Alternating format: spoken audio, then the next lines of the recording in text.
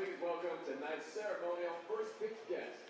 We're honored to welcome to home and team field Chris Singleton, a former minor leaguer drafted by the Chicago Cubs and now a motivational speaker who shares how tragedy sparked his mission to unite millions of people with his belief that love is stronger than hate.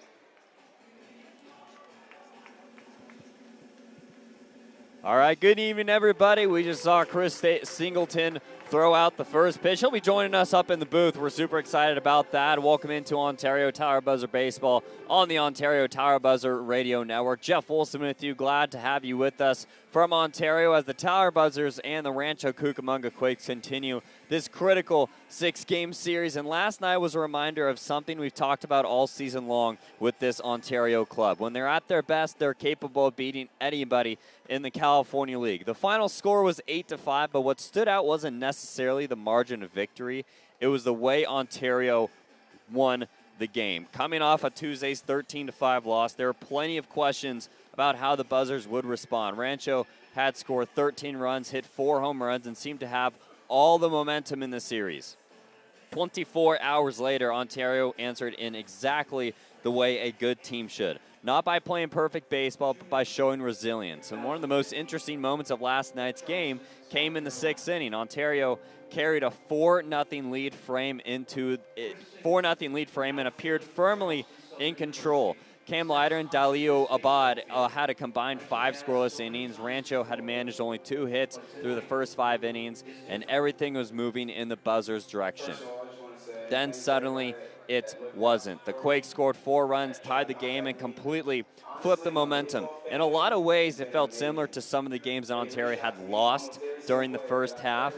A lead disappears, the opponent gains confidence, and now the pressure shifts back to the offense. What happened next may have been the most encouraging part of the night. Ontario did not panic. There is no pressuring at the plate. There is no attempt to hit a bomb as is, and they simply went back to competing one bat at a time. And that's been one of the biggest strengths this offseason, offense all season, pardon me. The Buzzers don't rely on one player.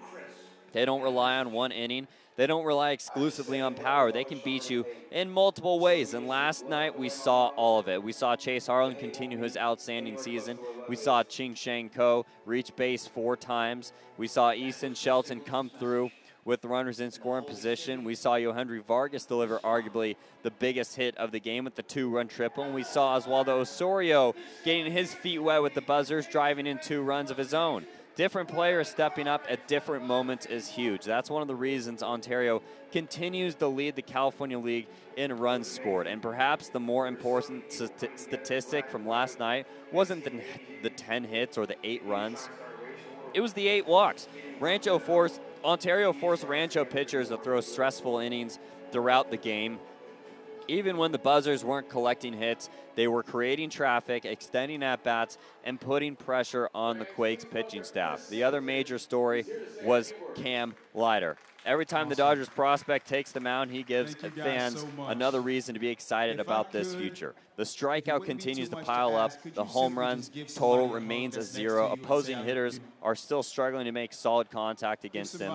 That's what's fascinating about Leiter's season is his numbers have been impressive.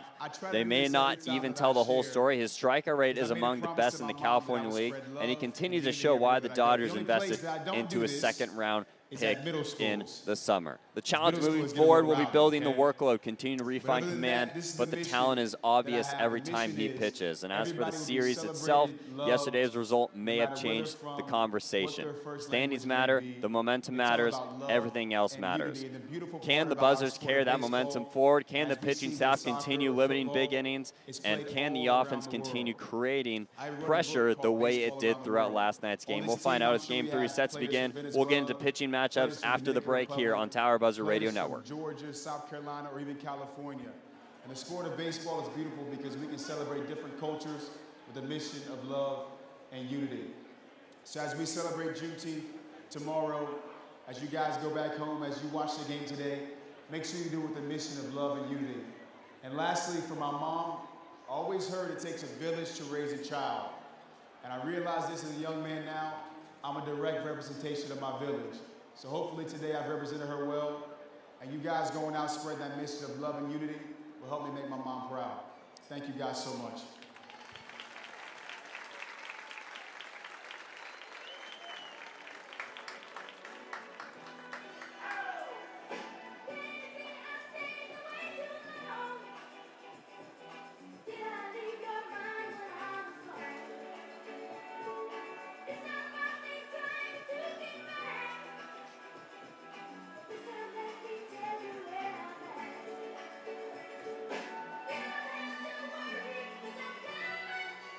All right, welcome back to Ontario Tower Buzzer Baseball as we continue our pregame coverage from Ontario. Time now to take a deeper look at tonight's pitching matchups as the Tower Buzzers and Quakes square off in Game 3 of this 6-game series. And after Ontario's bounce-back win last night, it feels like this is one of those games that could shape the rest of the week. And Ontario reminded everyone last night that this is still one of the most dangerous offensive clubs in the California League. Even after giving away a 4-run lead, they found a way to respond.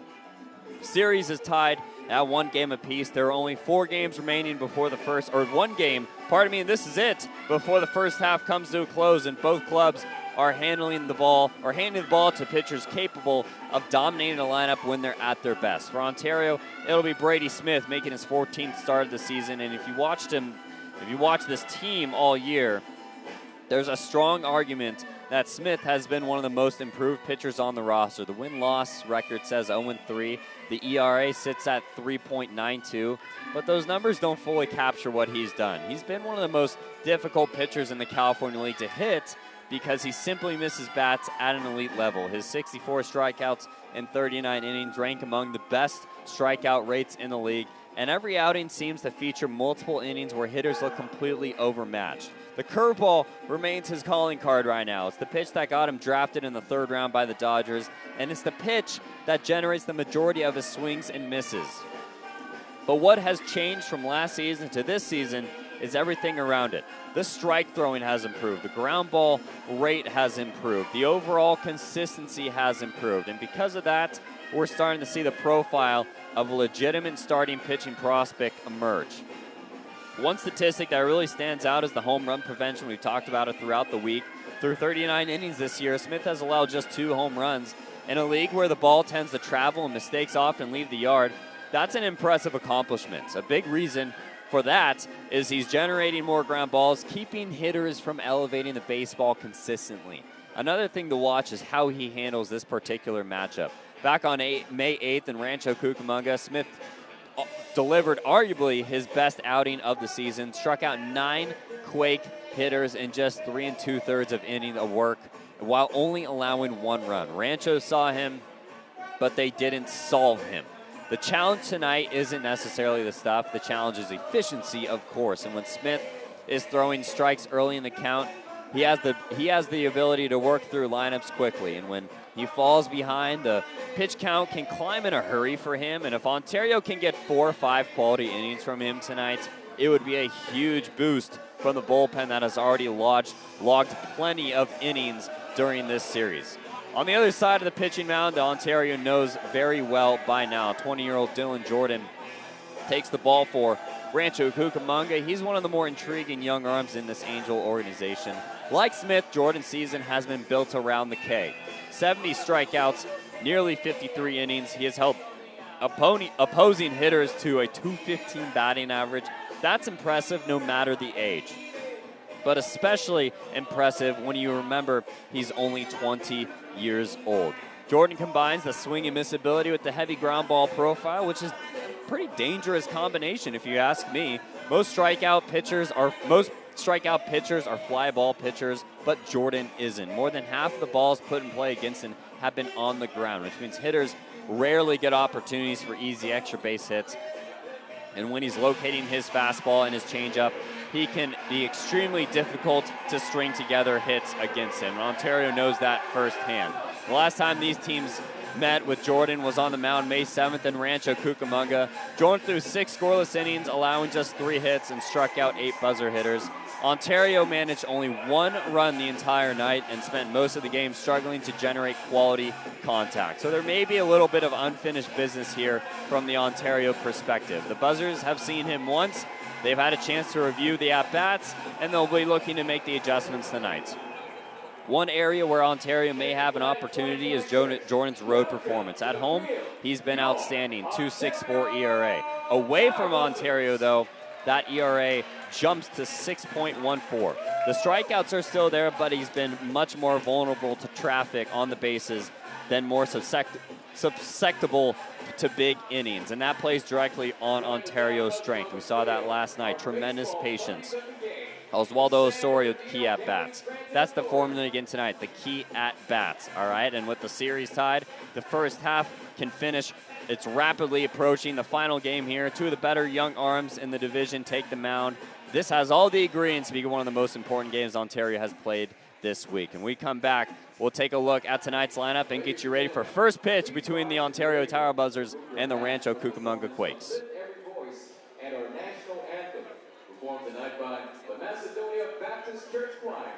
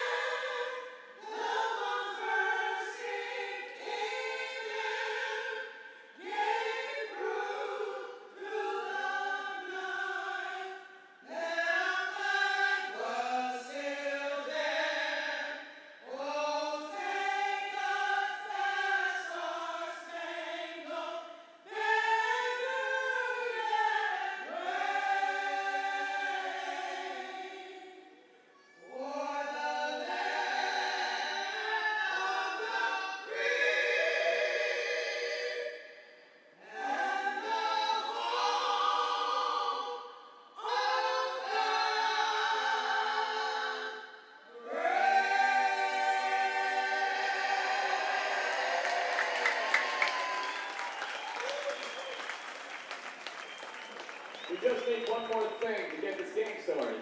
Let's send it down to Erica. It's time for Buzzers Baseball! On the mound tonight We are just about to get ready here. Game number 3 here at ONT Field. Sunny Thursday evening here at Ontario. The Tower Buzzers Quakes game number 3. Hi everybody, welcome inside the booth. Jeff Wilson with you on MILB TV and Tower Buzzer Radio here on the iHeartRadio app. What a couple last games it has been, and finally we wrap up the first half of the season. It ends today, right now, and the Tower Buzzers have a chance to end on a high note and get a winning record before the season turns over to part 2 of it. So you have the Storm already clinching. Now only the head-to-head really matters here tonight against the Quakes. The Buzzers are now officially making for the quest to be at the top of the California League South Division in part 2 of the season. And it's going to start with this guy, Brady Smith. He's making his 14th start of the year. Another one of those guys who hasn't gone too long into games, but he's been mighty, mighty efficient. 64 strikeouts, 39 innings, 3.92 ERA. Of course, that says 0-3, but we don't really, that part doesn't really matter. It's just how he's coming along after that elbow injury. And he's got a lot of great stuff, including that elite strikeout stuff. 64 hitters in 39 innings. His improved command has also been something to talk about. His walk rate has dropped nearly 20% in 2025 to just 11% in 2026. It's still not perfect, but is a major step in the right direction. Quakes lineup's going to look a little like this. Kevin Castillo will be leading it off. Johnny McGill right behind him with Rylan Zaborowski batting third. Lucas Ramirez moves up to the cleanup spot, while Gabriel Davalillo back in the lineup batting fifth in the designated hitter role. Anelo Marquez batting sixth. Jonathan Linares getting his first start behind the plate. Then it's John Wimmer, the second baseman, batting eighth. And then Felix Morabel batting ninth in the shortstop spot.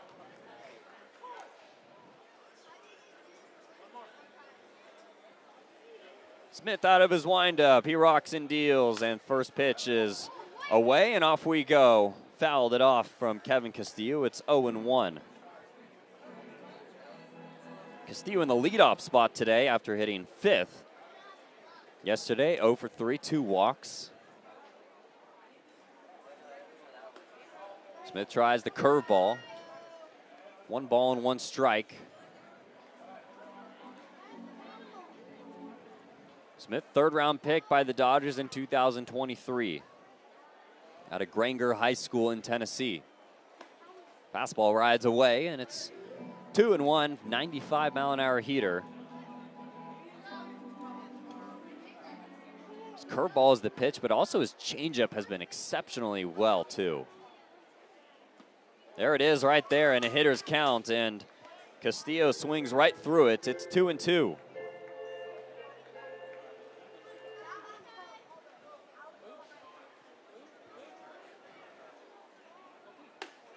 2-2 pitch just misses high. Try to front hip a changeup. And it's a full count.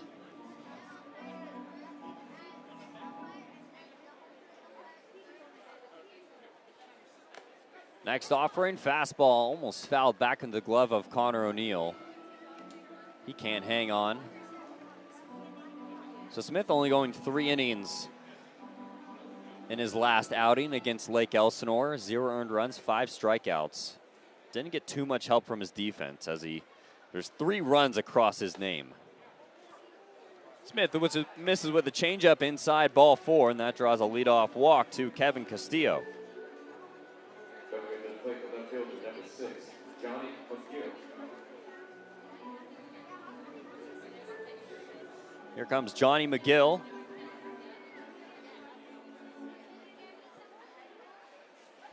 McGill, 2 hits yesterday. It was one of the few bright spots in Rancho's first loss of the series. He fouls this one back.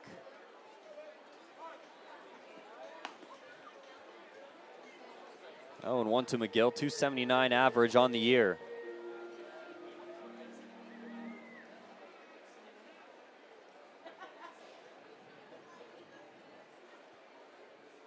Smith looking to get his defense involved here early.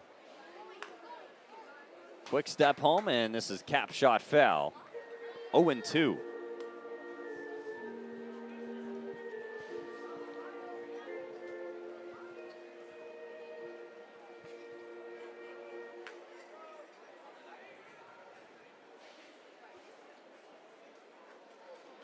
Brady looking for his first punch out.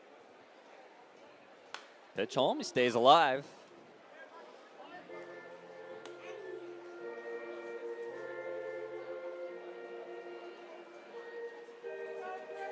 McGill has constantly shown great patience at the plate. 48 walks, almost identical to his 49 strikeouts. There's the patience and discipline right there. Perfectly executed high fastball, and it's 1-2 taken.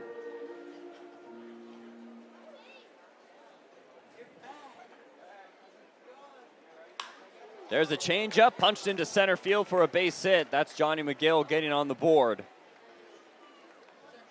Back-to-back base runners, runners on at first and second. Not a bad changeup location from Smith.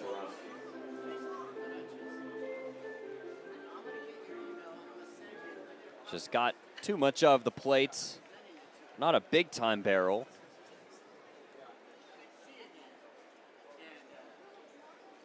Now it brings up Rylan Zaborowski.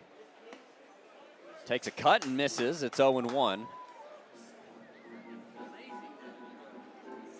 92 cutter.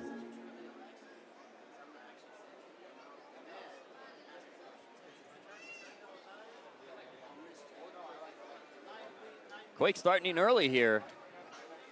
Slider low and away.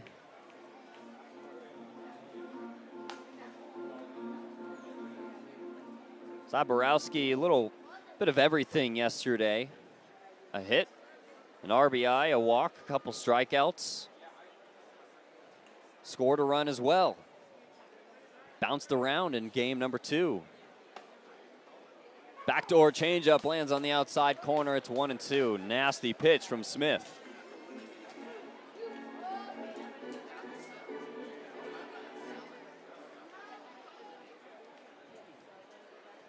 Smith season high of strikeouts at 9 this year.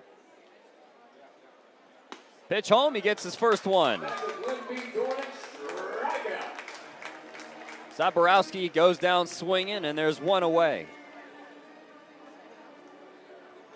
Now hitting the right fielder, number 5, Lucas Ramirez. Stayed low in the zone, and now it's Lucas Ramirez.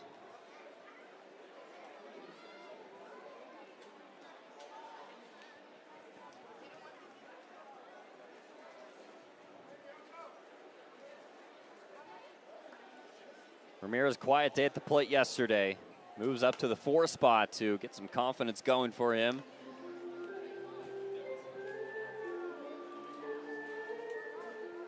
Got that OPS at 776. Starting over 46 games in right.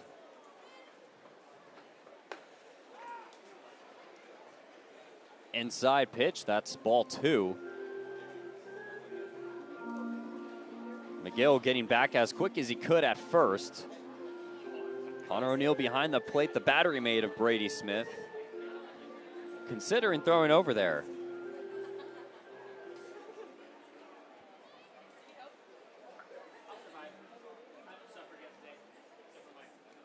Smith's pitch count nearing 20 already.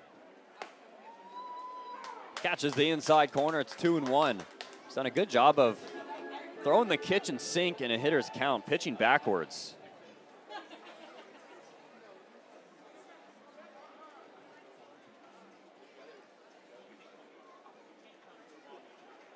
Next one from Smith, he misses inside, pulled the changeup. Ramirez still in the driver's seat, 3-1. Yesterday, Rancho struck first. Let's see what the Quakes can put together here in the top of the first. Giving Smith a hard time early. This one down the line, it's foul. It was a rocket.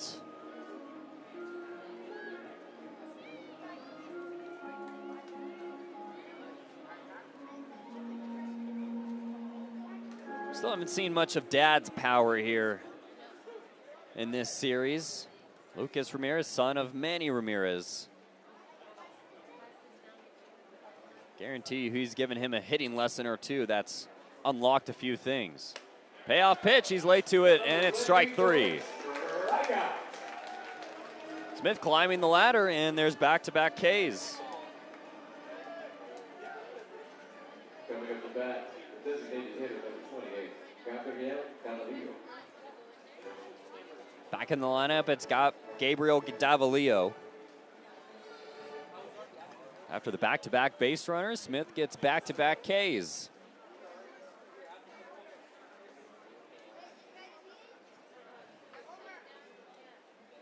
First pitch to Davalillo, goes up the ladder. He slams this one to the left, and it is gone.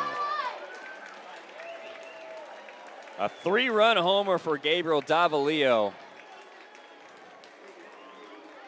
And now it's the Quakes that draw first blood. Tomahawk that thing out there.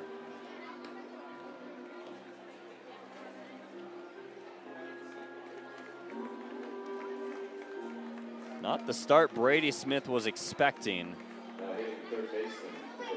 After getting back-to-back strikeouts, Davalillo, the number 5 prospect, sends a no-doubter out of here.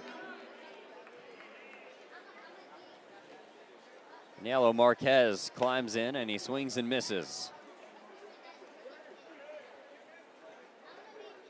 6th homer of the year for Davalillo.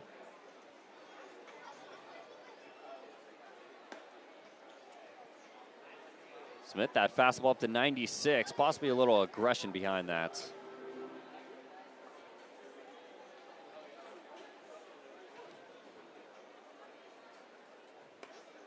One just misses inside.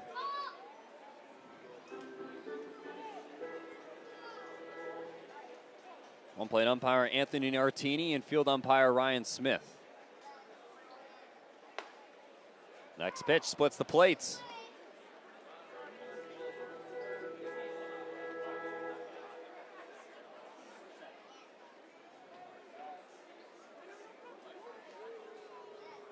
Deuces wild, changeup, that's strike 3, but Gabriel Davalillo gets the Quakes on the board with a 3-run monster shot. Bottom of the half, bottom first of the inning coming up.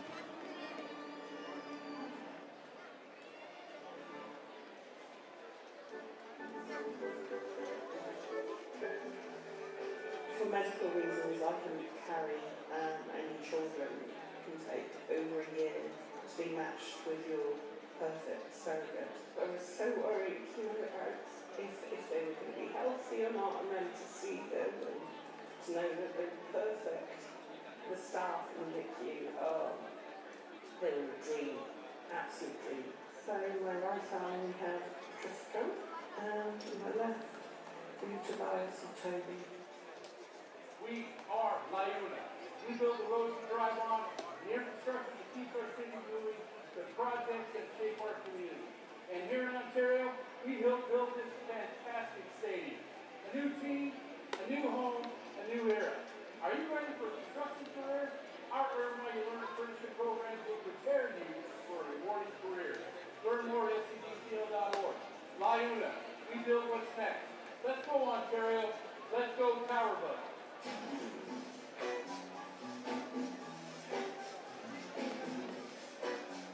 This half inning is presented by San Antonio Regional Hospital.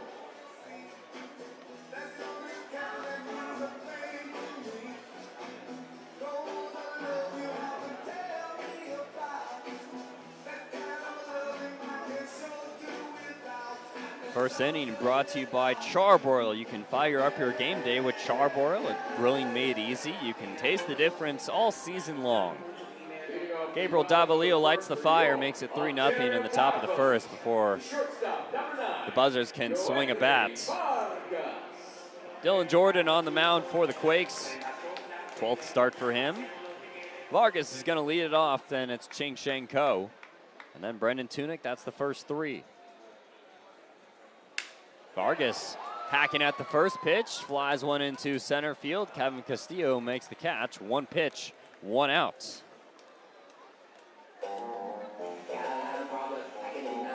Easton Shelton's going to be behind Brendan Tunick in the cleanup spot with Landon Vitterick batting 5th. Oswaldo Osorio moves up to 6 after his 2-hit day yesterday. Connor O'Neill batting 7th. Brian Gonzalez 8 playing 3rd for the first time. And then Javier Herrera batting ninth, playing second. Coe takes a first pitch strike. Dylan Jordan, 70 strikeouts in just 52 and .2 innings. Needs 5 strikeouts today to be at the top of the all-time, or not the all-time, but the strikeout leaders list in the first half of the California League. Currently at 70 right now, needs 75 to be number 1. 1-2 the count, fastball at the knees, 95 miles an hour.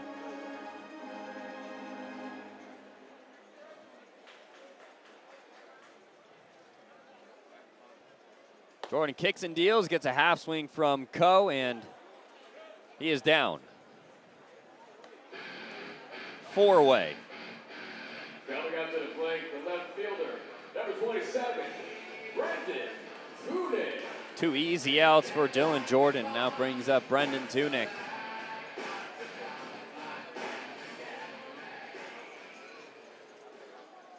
One for 4 day yesterday. 3-game hitting streak.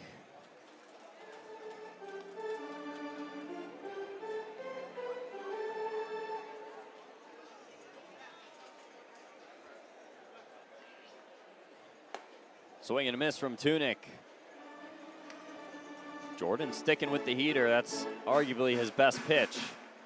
Got the slider and then the changeup as well. That's also elite. Another fastball riding away under the bat of Brendan Tunick.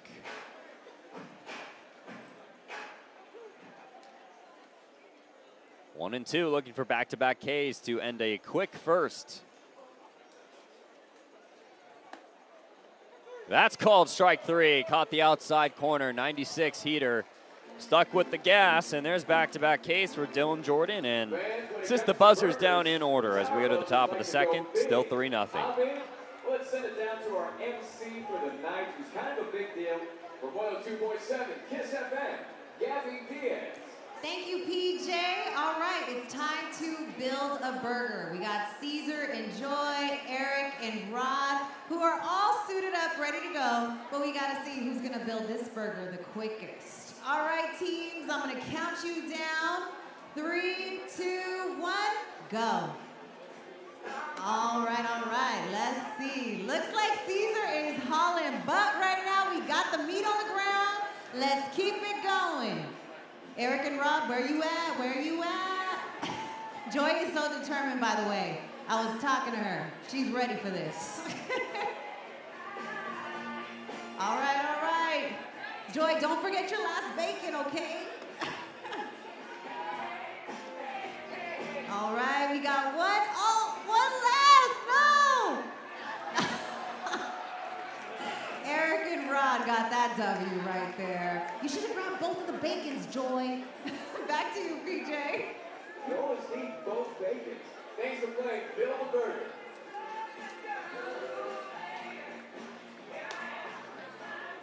This half inning is presented by Hook on Towing.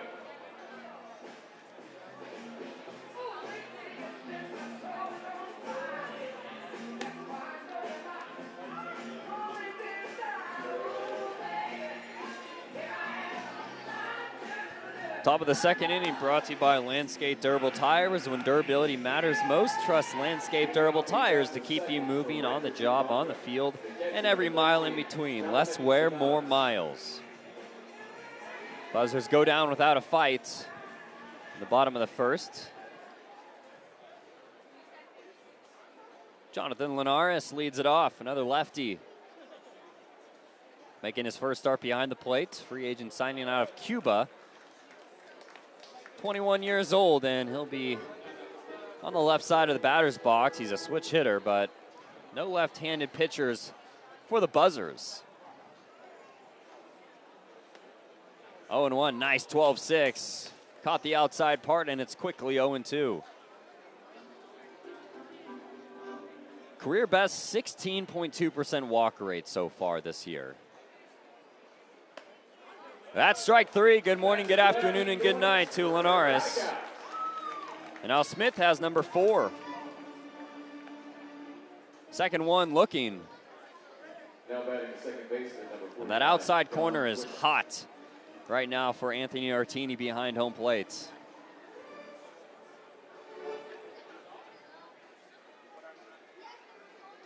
John Wimmer making back-to-back starts. Smith spotting up the fastball pretty well so far, 0-1.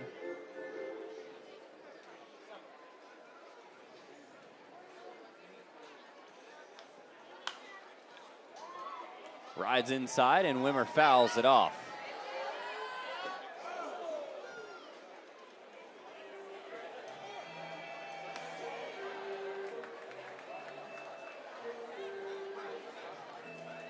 Oh, and 2.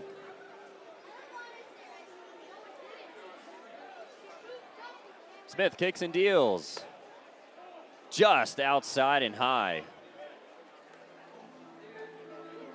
Looked awful close.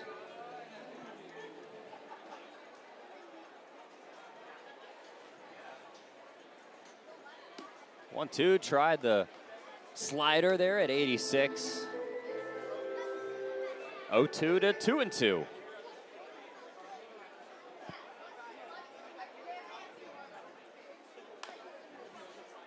There's a changeup that Wimmer just got a piece of.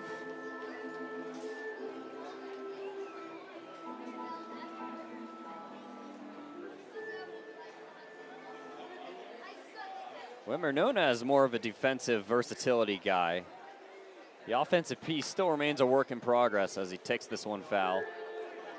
He's handled both shortstop and second base this year. But so far he's putting the bat on the ball more often, 75% of the time this time around versus last year at 64%. High curveball misses and it's a 3-2 count.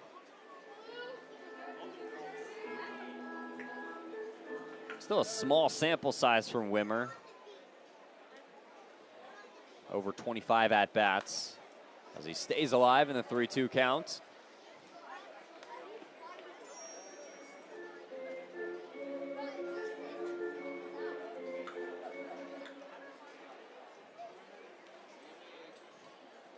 Here's a payoff pitch, and this one cracked into left. That's going to get down for a base hit. Wimmer's got his first hit of the series. Now with the bat, the shortstop, number 4, Felix Botobel. Smith had him 0-2, but he lost him. Had the fastball, just got enough of the barrel. On to Felix Morabel. Another switch hitter making his first start of the series. Top prospect for the Angels, swings and misses, fouls it back to the glove of O'Neal.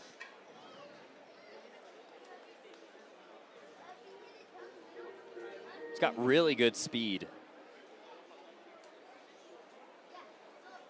Another guy who's played all around the infield, second base, third base, shortstop. 0-2. Morbo at the shortstop position today. Hayden Alvarez, day off today.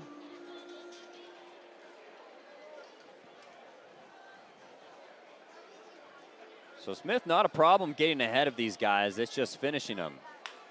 Ground ball right side, gloved by Herrera. His only play will be at first. Smith tried to get to the bag, and he does. Almost a seeing eye past the first baseman, Oswaldo Osorio. A nice heads up by Brady Smith by getting over. Now batting number 7, Kevin Castillo. Quakes back to the top of the order with a runner on at second base. 2 gone. Kevin Castillo here.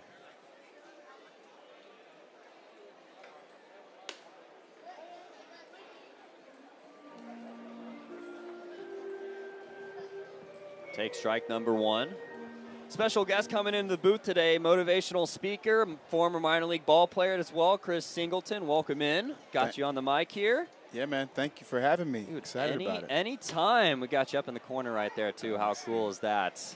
So I feel like this is a little kind of, you're coming back to your roots here with minor league baseball. I hope you're enjoying the stadium and everything. Probably a little more nice and impressive than the stadiums you've played at. Yeah, I won't put any stadium on blast, but all I'll say is this is different here, man. You can tell how much love and money, too, they put into this bad boy. So these players are lucky, man. They're lucky. So hopefully they take full advantage of all the things they get to have here. Yeah, Ontario put, I mean, they knew how much they wanted to invest into this Dodgers organization when things got moved around. It was just really special for everything to get going. And obviously you're seeing, this is a Wednesday night crowd or a Thursday night crowd. Think about what it's going to be, you know, Saturday, Friday. It's spectacular.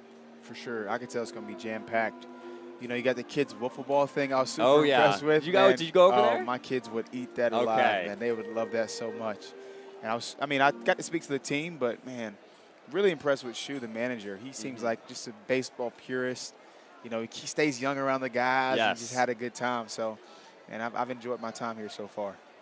Ball in the dirt to Kevin Castillo. He's been in the organization for 50 years. Wow. Can you believe that? 50 years, 18th as a head coach, and, you know, Ontario's just taking him all in. So he's super special. So you tell me what you spoke to the team about. Kind of tell us a little elevator pitch of your story so far. Yeah, man. So I got to speak to the team, just really talking about resilience, right? Obviously, they're athletes, but, you know, whether you make it in the big leagues for 10 years, whether you play, you know, 2 years in the minor leagues, right, you got to be resilient in life. And so sharing some things I learned along the way with that, but also just, you know, things that I wish I would have learned as far as, like, spreading my message of love and unity and how they can do that in this community. Awesome. Well, we'll hear more about it when we come back. Brady Smith gets his second strikeout of the inning as it stays 3-0 as we go to the bottom of the second. We'll be right back. The Tower Buzzers are proud to highlight the wings of the community. Tonight's spotlight is NAACP of Pomona Valley. The mission of the National Association for the Advancement of Colored People is to ensure the political, educational, social, and economic equality of rights of all persons and to eliminate race-based discrimination. The NAACP Pomona Valley branch serves 10 cities, and 5 of them are in San Bernardino County, Upland, Chino, Montclair, Chino Hills, and Ontario. 117 years later, the NAACP remains the oldest, largest, and strongest national civil rights organization, always fighting for equity and justice.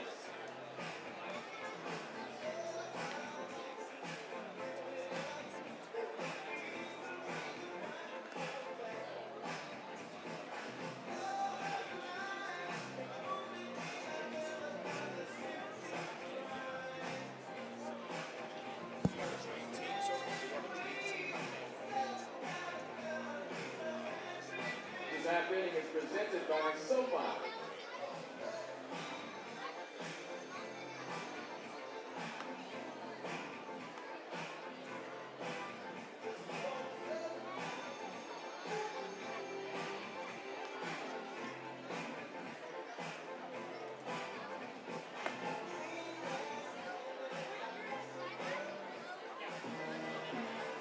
Leading off the bottom of the second for Ontario.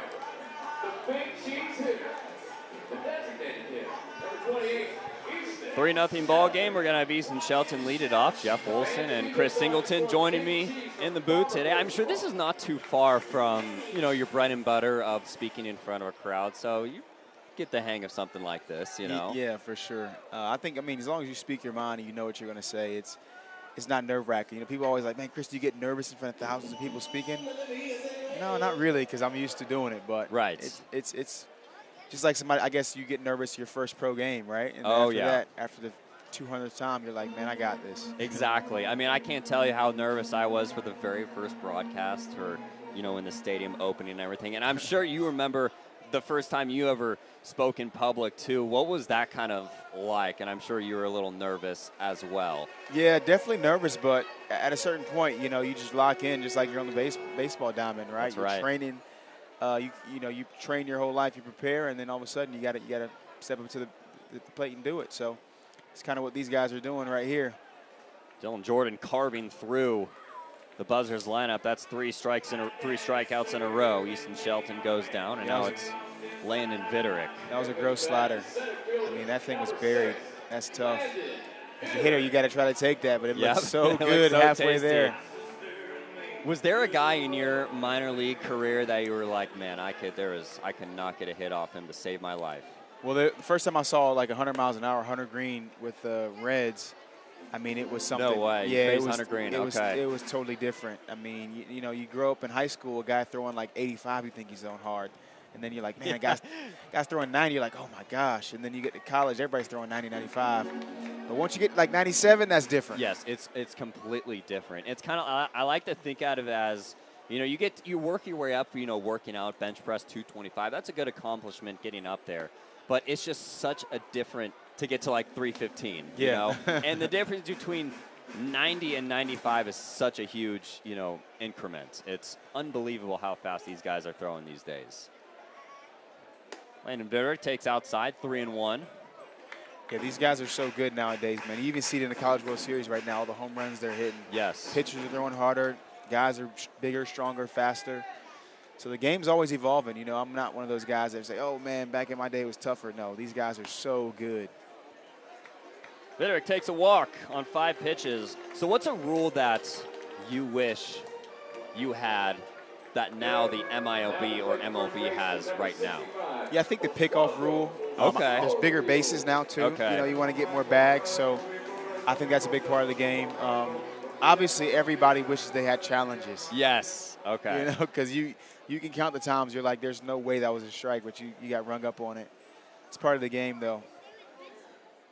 In AAA, they got Oswaldo Osorio fouls it off. They obviously have ABS, but then they also have the check swing challenge too. How interesting is that? Yeah, I did see that, and honestly, it's a lot further than I thought it would be. You know, it's kind of like past the plate a little bit, and so that was definitely a new part of the game that I wish we had, because you know you could challenge it and say, looks like he's about to steal. Nope. Bitter does have the speed. Osorio takes inside, 1-1. You an infielder, outfielder? I played outfield, so Okay. I can kind of tell when somebody's about to go. It looked like he was trying to go, but he mistimed a little bit, so he stayed. Yep. A lot of these guys are getting those kind of walking leads or those lean like that. Got the Yep, lean, yep. and he's moving over. Oh, and it gets away from Zaborowski. Videric will take second base easy. Looks like me and the pitcher were thinking the same thing with Yep. that lean. He saw it as well, and just first baseman kind of misplayed that one a little bit. First base runner on base. It's Landon Videric. Now a good chance for Oswaldo Osorio to come up, new guy. And the minor leagues, it's a lot of, you know, come and go, back and forth, you know, going to different places. How did you kind of deal with that as a minor league? And also you can kind of put that into where you travel around, you know, the country for when you speak to people. Yeah, I think the biggest thing is having a routine, right? You're in different cities. You got to have something that you can keep doing every single time, whether it's your pregame routine when you're hitting, or maybe you eat the same type of breakfast or something like that. Kind of have to have some type of routine if you want to stay the course, because you're all over the place. Osorio down swinging. That's the 4th today for Dylan Jordan. 2 outs for 2 strikeouts. I mean, I've seen guys, for example, you had Isaac Ann was one of our better pitchers down here. He got called up to Great Lakes. Literally, one day I was in the booth and I see him down there, you know, doing his warm-up routine. He wasn't pitching the day, of course. And then no less than an hour later, he's packing up his stuff and he's heading out to Great Lakes across the country. It's amazing how life can move just that quickly. O'Neill fouls this one off. It's 0-1. Yeah, I think for guys that are moving up and down, it's like you never really truly have that team camaraderie, because a guy might be there for 2 months, 3 months, and new guy gets there the last month of the season. So that's when a guy like Shu, who's a manager here for the team, is very important to keep that culture going. O'Neill takes inside, 1 ball and 1 strike. Was there someone, a mentor for you, that you just kind of really leaned on? Not just in baseball, but just kind of as you grew up in your life. Yeah, there's a couple guys, man. You know, growing up, I used to love Andrew McCutcheon. That was like Okay. my favorite player, right? I wanted to model my game after him. I even wanted dreads. My mom was like, no, you ain't getting dreads, You right? ain't getting dreads. But it was cool. I got to speak at an event down in Florida where his mother was there, and I got to connect with her, and she said, man, Chris, I love your message so much. And so that was really cool, and I told her, hey, your son was my favorite player growing up, right? Him, and then obviously Ken Griffey Jr. is like my all-time favorite player. So those are 2 guys I looked up to. But in spring training, Jason Hayward was one like no other, man. He'd bring all the guys, together to have a nice dinner. Minor leaguers were not making the same money, so he'd take us out somewhere nice and just treat us like family, which you need that kind of thing from minor leaguer, looking up to those guys. You have a lot of guys. I mean, Blake Snell came down here, bought the team some food. It's kind of a tradition that a lot of these major leaguers do, and they buy the minor leaguers food because they've been there. They know what the struggle is like, and I feel like they look up. We see the Fernando Valenzuela that he's got his minor league, hat on when he's pitching. So it's an appreciative moment for a lot of these major leaguers to come up and, help these guys out just a little bit and kind of pick their brain. Yeah, it means a lot to them. You also can learn new routines and learn how to, sometimes people call it the dog days of summer. How do you get through those things and stay the course? Or maybe you have your first slump. Some of these guys get drafted out of college and never really struggled before, and they go through a slump for the first time in their lives. And so having somebody you can talk to saying, hey, man, stay the course or change this or change that, super important for all these athletes. Deuces wild to Connor O'Neill. Takes high. So after this, what are you kind of doing in the next few months? And tell us a little bit about what you're doing coming up. Yeah, so every year I speak about 100 times on the road. About 100 days my wife gives me. We got 3 amazing kids, so she's like, hey, you get 100 days. It's different. Love that. Sports teams, it's different school districts, it's different school staff, it's different corporate events. I just actually spoke to Auto Dealers Association, the guys that own a bunch of different auto dealerships across the Southeast. So it's everything, man. I love what I get to do, but the message is always about unity, coming together. Absolutely. You preach a lot about, love and loving thy neighbor just from what you have been through in the past. I wanted to ask, how does, the trials and tribulations kind of eventually turn into love? Yeah, so first you have to think of every experience. Sometimes people say, I have to do this or I have to do that.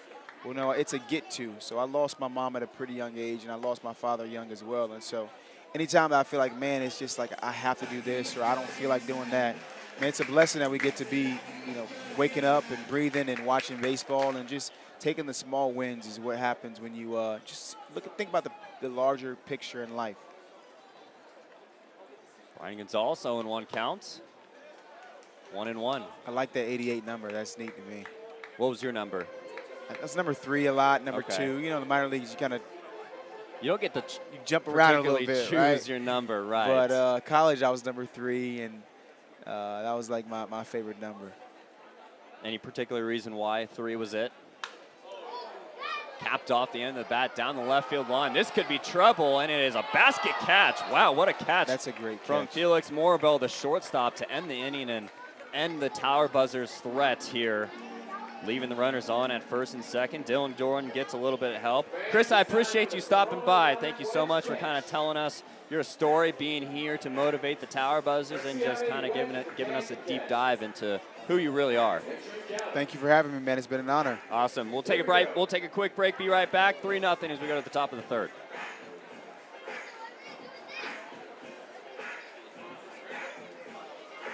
All right, how many wedges? What's your guess?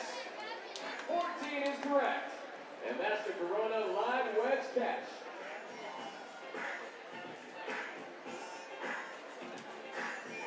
So you were injured in an accident?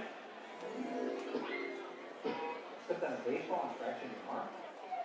And now you can't change to a baseball and you can tap like you used to? Don't worry, Davis. We're going to get you the justice you deserve.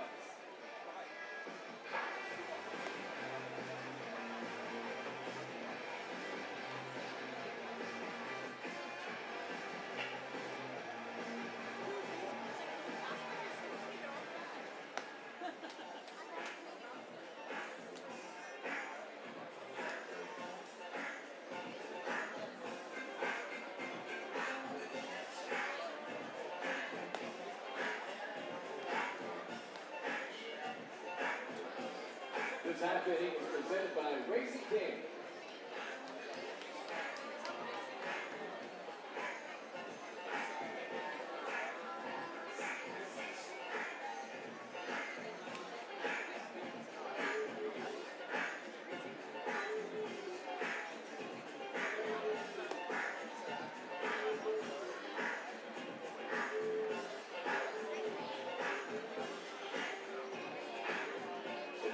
For over 40 years, Cardenas Market is proud to support and serve the Ontario community, bringing fresh ingredients and authentic flavors to your table all season long. Visit your local Cardenas today.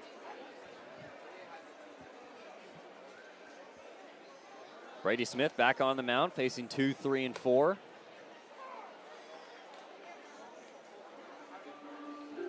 That was Chris Singleton, played in the minor leagues for the longest time. Obviously had a pretty tough tragedy with his mom. And now he shares his words, shares his love around the country, the world even, with his motivational speaking. I didn't get a chance to ask him his best tips and tricks for speaking in public. Nice pitch to Brady Smith. One ball and 2 strikes to McGill.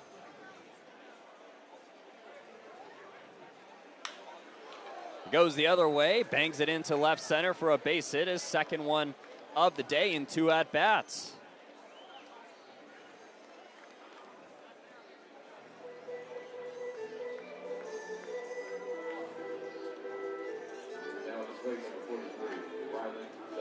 Johnny McGill putting together a good piece of hitting so far.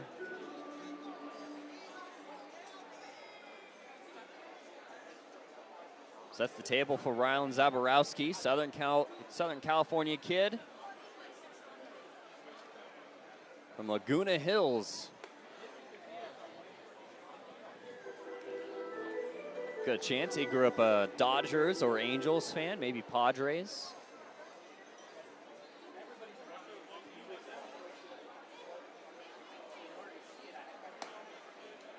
Takes low and away. 2-0 the counts. So looking at Smith, pitch count above 50 already in the 3rd inning.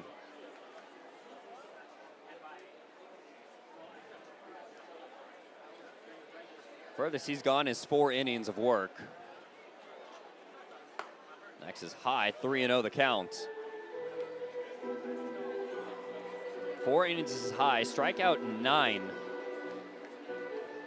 And that was against Rancho Cucamonga on the 8th of May. They're seeing him a little better here, at least Gabriel Davalillo is. Since that 3-run homer, there's only been 2 base runners, and they've both been singles. Smith 5 Ks in 2 innings. 3-1 hack from Zaborowski, he fouls it off.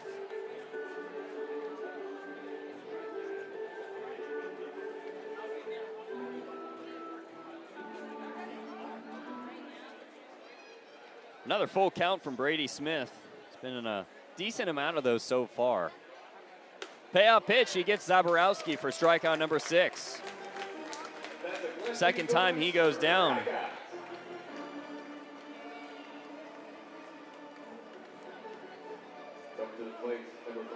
High fastball, high cheese. Zaborowski not sniffing it. Now on to Lucas Ramirez. Runner's going to take off, but he taps this one foul.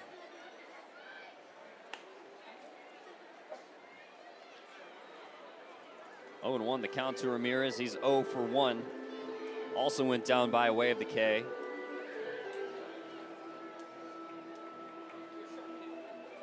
Hit yesterday, but struck out twice.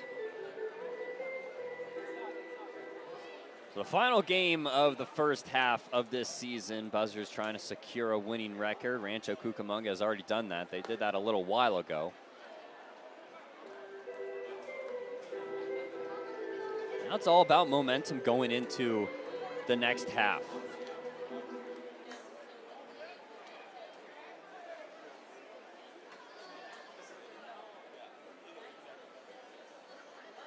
The 1-1 pitch from Smith, outside and high.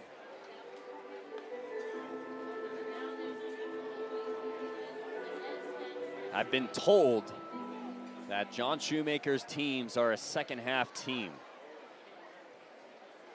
You can always obviously dwell on the first half and what went right and what went wrong. It's all about just moving forward The slate swiped clean. Starting Friday.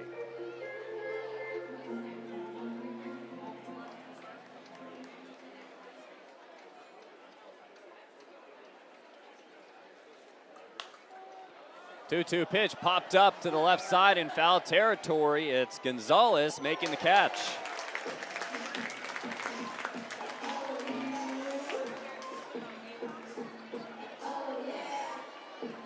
Ramirez down for a second time. A little help from Gonzalez. Still a runner at first, 2 gone. Still a 3-0 game. Tower Buzzers threatened in the second inning. Didn't get much after the walks. Oh, and it went by Oswaldo Osorio. I don't think he saw it due to the sun right in his eyes. That's been a problem right here at Sunset at ONT Field.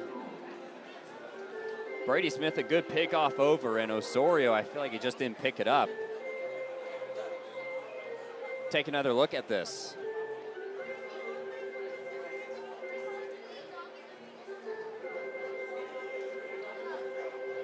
Yeah, he just didn't see it. Can't blame him on that.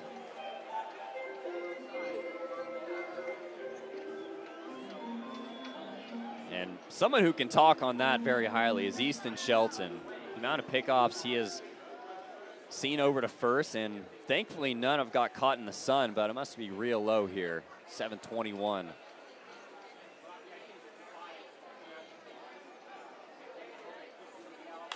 Davalillo skies this one in the air. O'Neal trying to pick it up in foul territory, dancing with it, and he makes the catch. Couple of pop-ups retire the inning. It stays 3-0 as we go to the bottom of the third. Fans, it's time for the Coca-Cola mascot dance-off. I've heard Maverick has been practicing his moves. Let's see if they're dance moves. Let's send them down to Gabby. He's been working on them, okay? So we got Sophia, Olivia, and Frank. They are gonna battle it out towards Maverick. Now, Mav is up first, okay? Let's see what you got, Mav. Come on. Where's the music? There we go. Okay. The stinger is moving, y'all.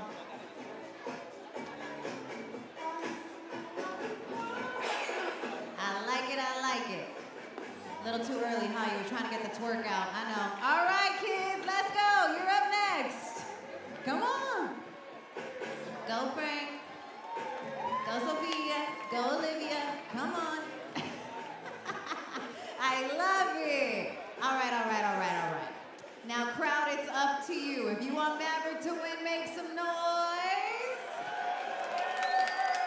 If you want the kids to win, make some noise. That's what I'm talking about. Good job, kids. Great job. Back to you, PJ. Keep on practicing, man. The Maverick dance-off is brought to you by Coca-Cola. Refresh your game with a nice Coca-Cola. Taste the feeling, Ontario. This happening is presented by Credit Union of Southern California. Introducing the all-new MLB Plus, your ticket to streaming baseball's best. Enjoy MLB Network 24/7 with live out-of-market games and award-winning shows. Enhance game nights with MLB Big Inning and live commercial-free. And hear live home and away radio broadcasts of every game, blackout-free, and even minor league streaming all season long. It's all here. It's all new. Get MLB Plus for just $59.99 a year. Visit MLB.com/MLB Plus. Javier Herrera gets his first at-bat. A little bit of a threat from the Buzzers. Nothing doing, though. Buzzers still trying to break through against Dylan Jordan.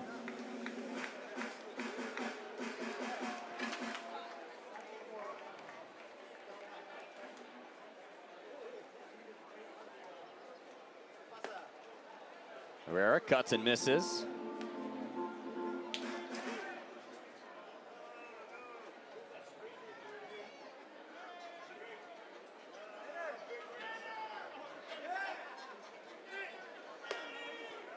Jordan rides outside, count goes 2-2.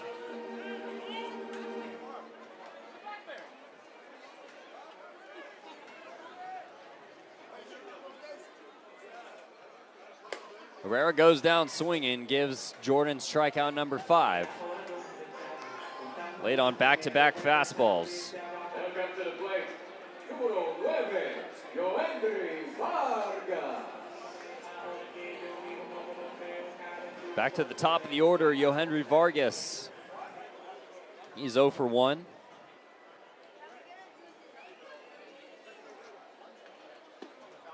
Vargas taking all the way.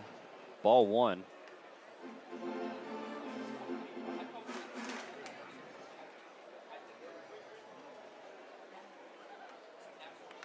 Fouls this one off. Swung out of his shoes nearly. Buzzers getting a couple big pieces back in the next couple days, starting off the second half strong. Jaron Elkins coming back as soon as Saturday, or as late as Saturday, and then Kellen Lindsay tomorrow. And those are two guys at the top of the lineup that immediately set the table and do a lot of damage. And I told them, and Kellen Lindsay's even looking forward to it after talking to him. Just itching to get back into the lineup, just still nursing that leg injury. Vargas fouls it off. But Elkins and Lindsay as well both realize how special like this group is, and how special this lineup can be. And especially you have Lindsay, then Elkins, you can flip-flop them, and then of course Chase Harlan, Ching Shang Ko, Easton Shelton. The lineup just gets deeper and deeper. Vargas down to a knee, he's down on K as well.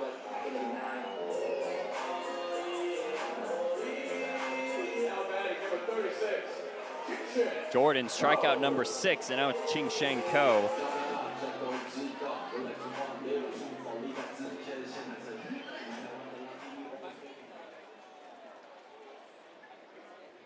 First pitch to Ko, swing and a miss.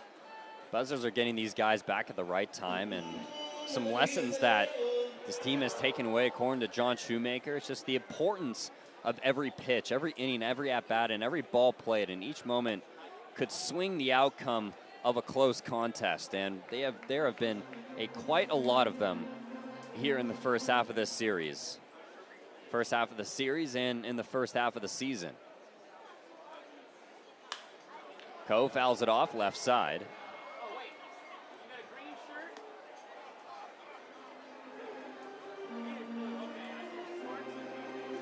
And Shu agrees that both Lindsay and Elkins coming back, they're just vital to the team's success.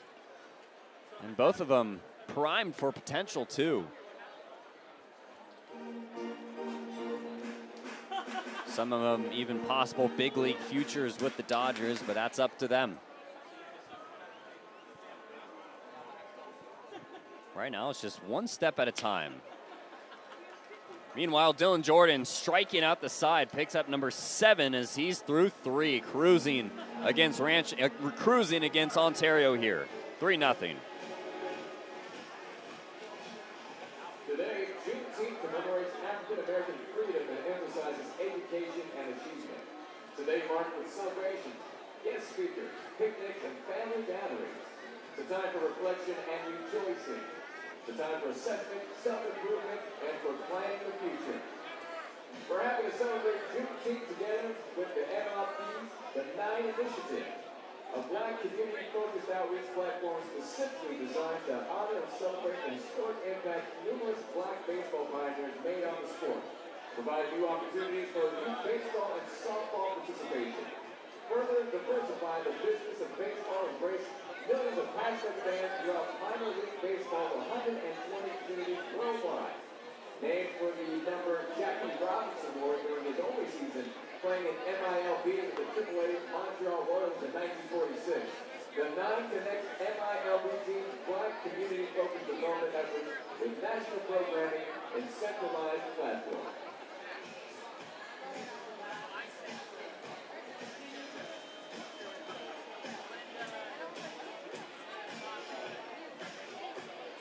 This half-inning is presented by Laguna.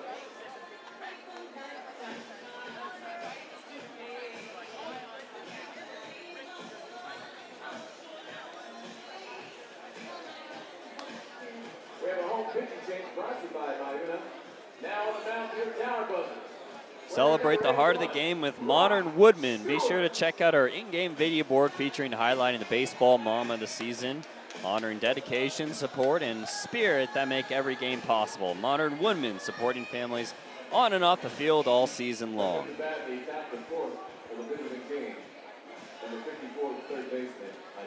So it's going to be Brock Stewart coming in, getting closer and closer back to the majors. On the injured list from a left bone spur. Made 2 outings against Lake Elsinore on Tuesday and Sunday, making his 3rd here. Gets a swing and a miss from Anelo Marquez.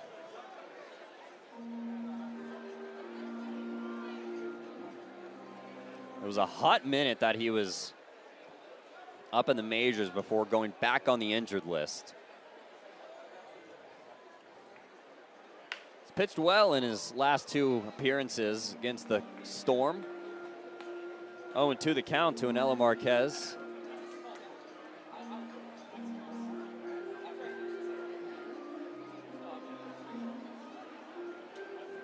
This outing makes it his 5th total game here in Ontario. Just 1 earned run given up, and that was against Lake Elsinore on Tuesday. 0-2. And he got him. Climbed the ladder for strike 3. Fastball at 95 miles an hour for Stewart. Marquez goes down for a second time.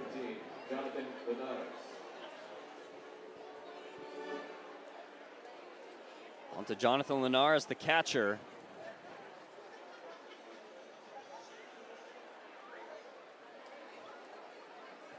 First pitch, inside, ball 1. You'll see mostly fastballs from Stewart. Haven't seen a lot of spinners.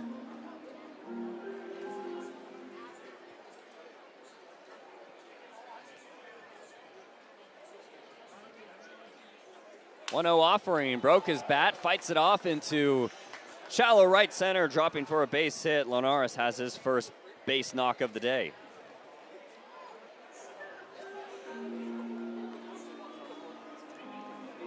Just the 5th hit for Rancho Cucamonga. Stuffed him inside, but got just enough.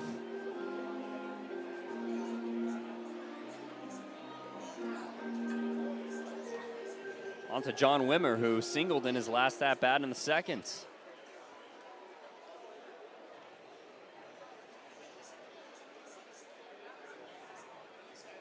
First pitch from Stewart in the stretch. Goes with a breaking ball, inside strike.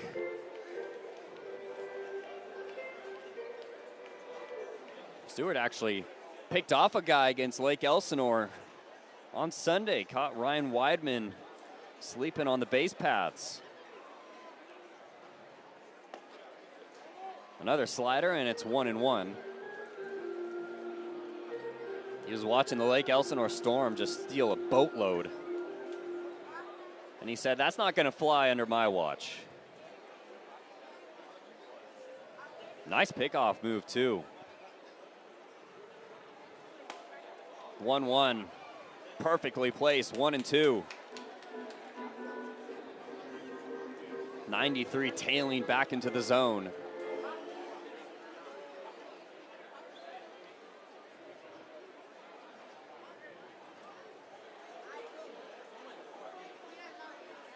Stewart looking for a second K. This one cracked down the right field line. It's foul.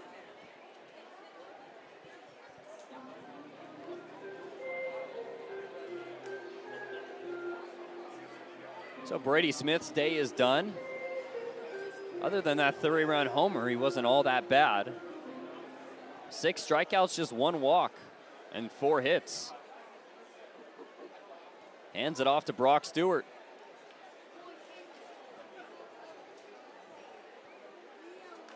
One-two, hit him in the hands.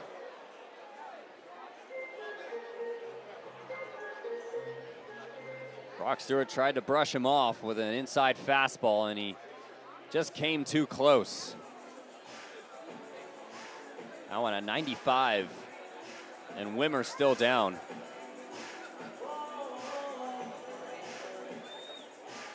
So the second baseman on base for a second time.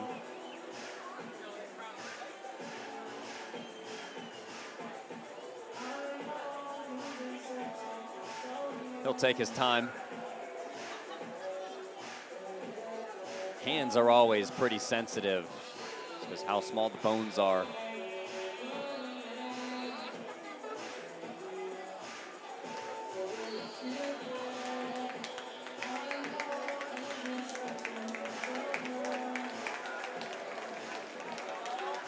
Ouch, right on the knuckle.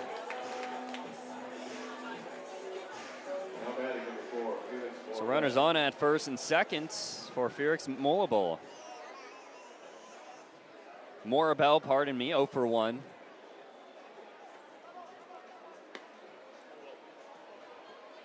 Time called. I think they just had to reset the pitch clock.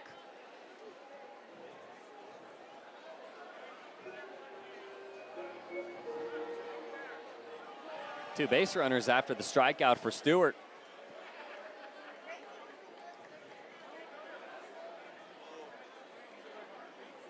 First pitch, officially soft ground ball to Herrera. He'll flip to Vargas, over to first.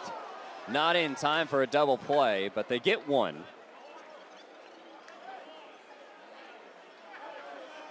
Linares goes to third. Too softly hit. Even if it was on time, Osorio couldn't handle it. Or in better terms, hang on. Runners at the corners for Kevin Castillo, the leadoff man. And Morabel's going to take off. They have him at third, close. Not in time. The pump fake got Jonathan Linares a little further off third base. But Gonzalez did not get over in time.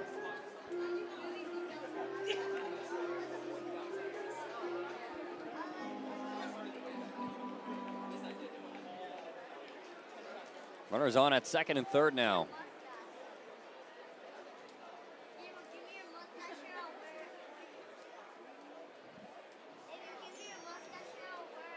Yeah, caught him leaning. Throw definitely beat him.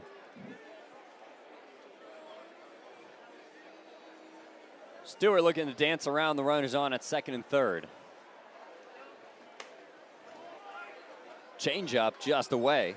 It's ball 2. Dodgers bullpen has already been excellent this year, and with the addition of Brock Stewart coming back sometime soon, they're just adding strength at this point. 2-0 pitch inside, 3 balls and no strikes.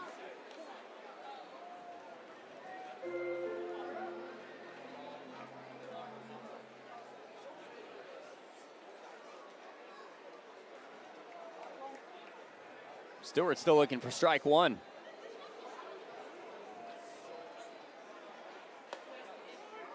Catch at the top of the zone, taking all the way is Castillo.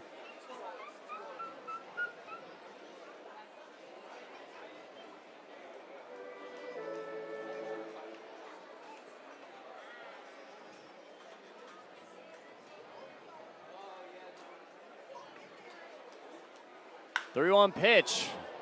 Cranked foul.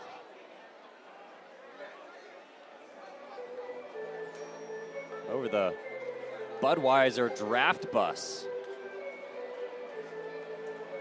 Castillo was on time for 96.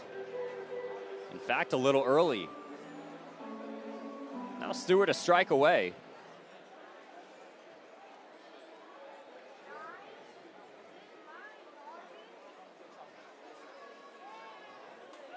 Payoff pitch. Bouncing ball right side. Herrera on the move. He gets it over to Osorio for out number 3. So Brock Stewart leaves runners on at second and third. Gets around a little bit of traffic as we go to the bottom of the 4th. 3-0.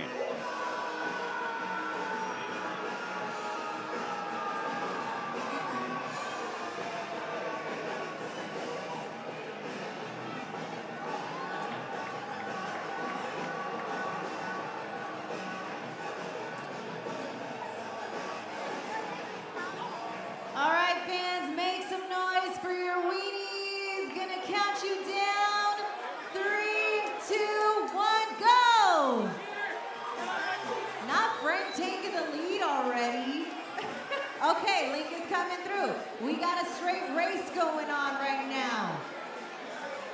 Link is hauling butt. Oh my goodness. Fans, let me hear you scream. Oh, Link is coming through, but Sonora is determined. Frank, where you at, dude? That was like a straight up tie. Back to you, PJ. That was the Cardinals Feeder Race brought to you by Cardinals Market. Celebrate every play of fresh flavors from Cardinals Market. Your neighborhood market, game after game. The tap inning is presented by Brian and Son.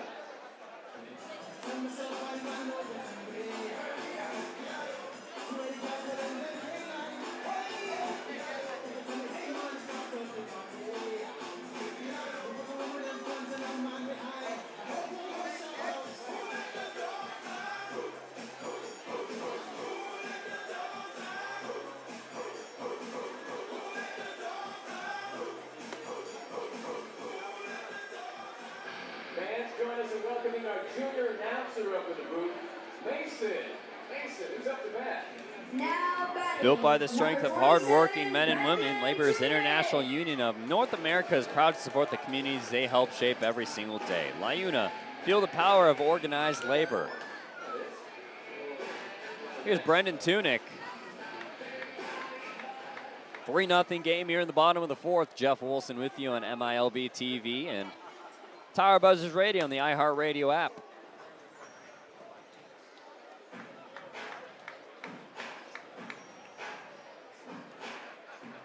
Oh, and 1 to Brendan Tunick. A little bit of a standstill. Buzzers, believe it or not, still looking for their first hit. Swing and miss, and it's 0-2.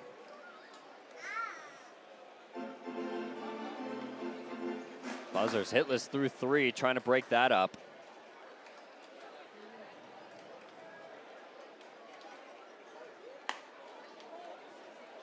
Low and away at 95 miles an hour. Tunick struck out in his first at-bats.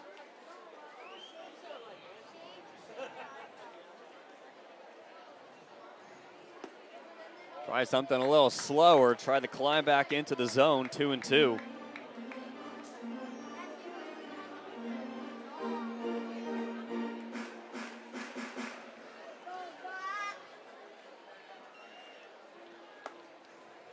Full count to Brendan Tunick.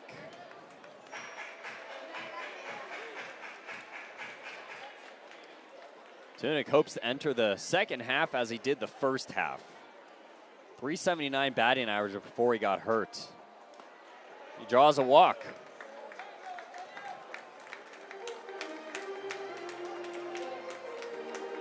Three walks allowed by Jordan, but not a hit. Now coming to the plate, the big Easton Shelton looking to change that.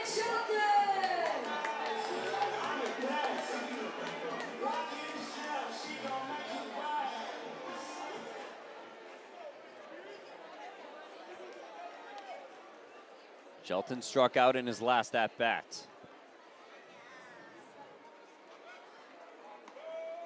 Jordan, take a looking at Tunick.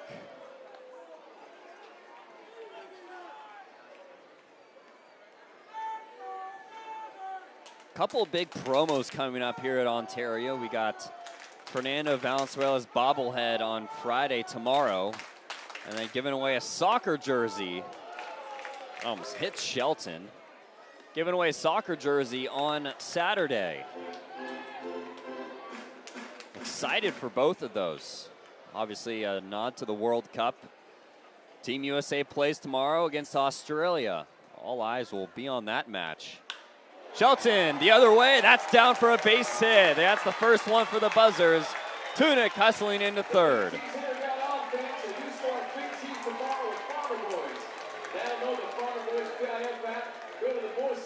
So there's the first hit for Ontario, and it comes in form of Easton Shelton, slapping it into right center. Tying run coming to the plate. Now it's Landon Vitterick.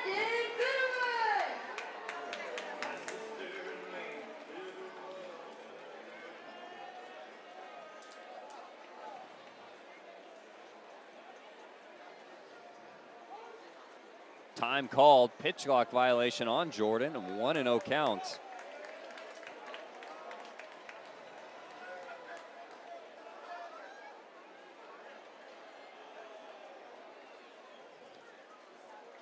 Runners at the corners for Ontario. First pitch got up on Viderick quick, and it's 1-1. Even with the slide step from Jordan, it just shot out of his arm like a rocket.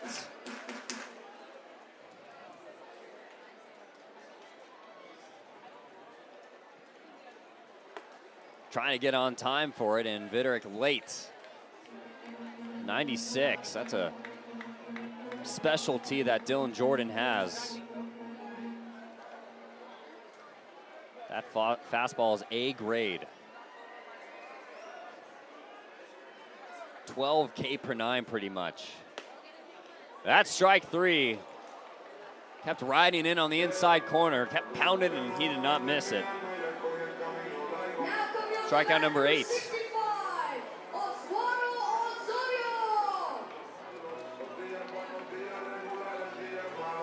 To Oswaldo Osorio, 1 away.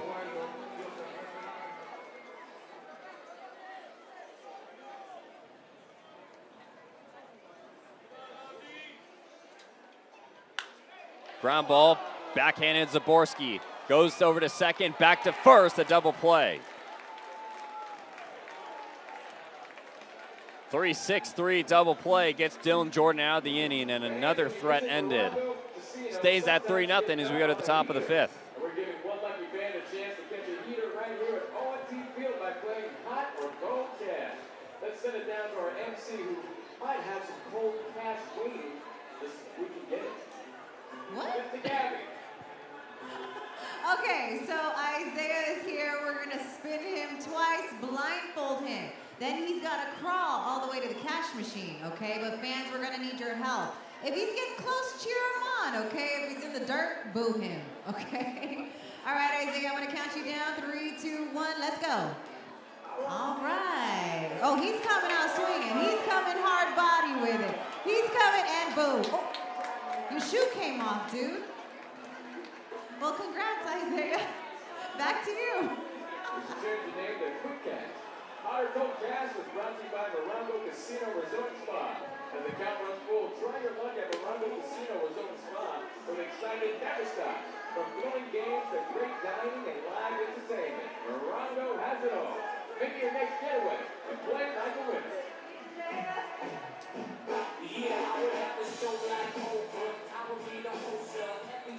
This happy ending is presented by Mint Insurance. We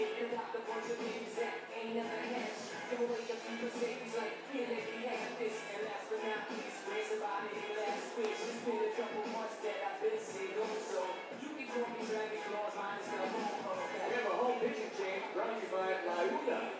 Now riding on the mound, your power coaches. Number 52. Experience one of Inland Empire's hidden gems, Whispering Lakes Golf Course. Book your tee time today and enjoy great golf, scenic views, and a relaxed day on the greens. Brady Smith, Brock Stewart, and now Luis Correas, the new pitcher for Ontario.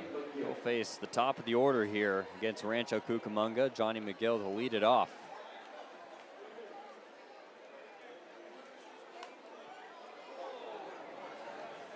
Owen won the counts. Thought about bunting.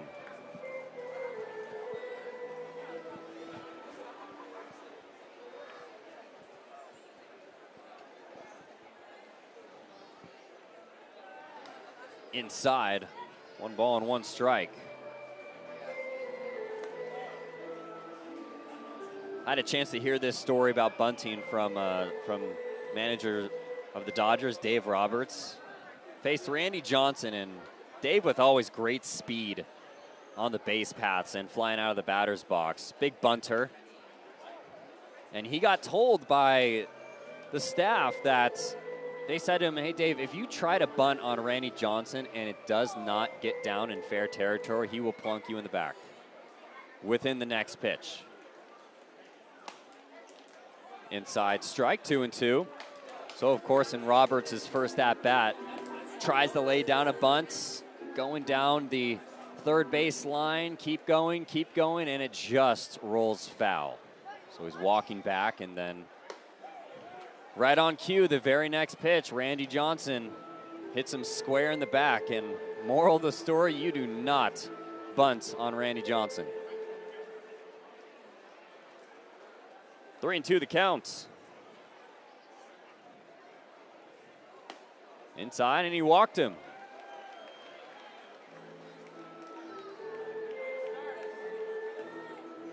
Now play first baseman, Rylan Zaborowski. On to Rylan Zaborowski.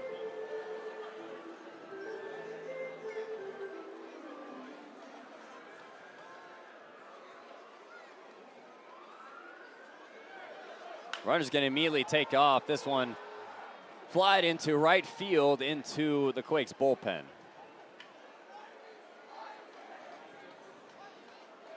Zaborowski, 2 strikeouts.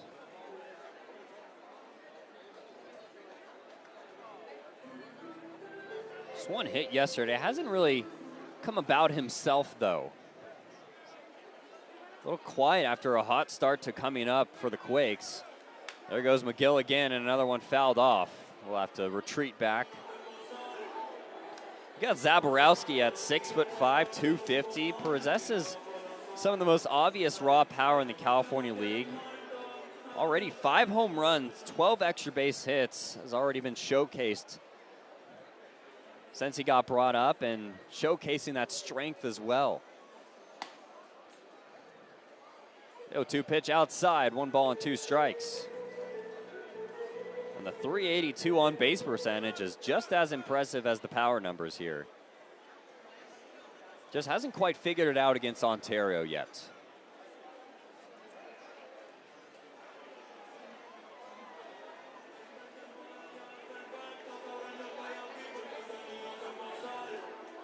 Something's happening with Johnny McGill, maybe going into that headfirst slide, scraped his hand.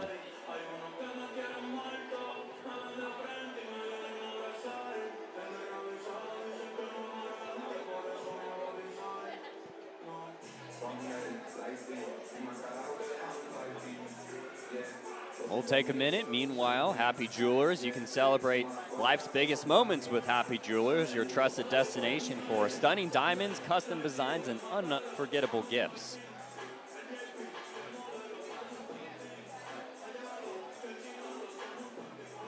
Putting McGill's hand in pretty much a mummy wrap.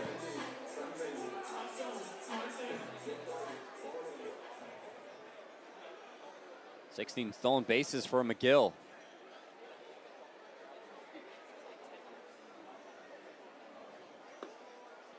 Correas delivers low, and it's 2-2. Luis has that big leg kick that he has to decrease when runners are on, or shorten. Breaks off a slider, catches the inside corner, strike 3. Third time down for Zaborowski, and he's got a hat trick of Ks.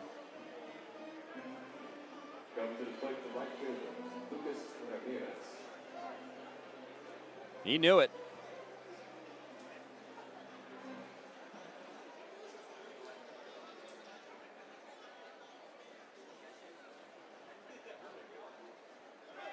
One away, McGill takes off again. O'Neal's throw. On target, McGill kept the mid on. But he's safe.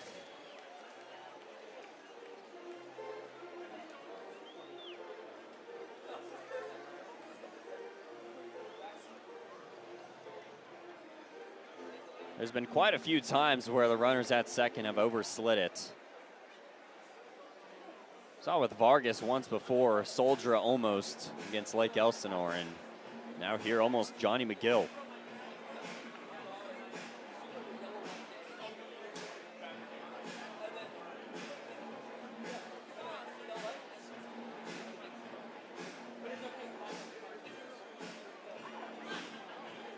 Chris will carry the bulk of this game.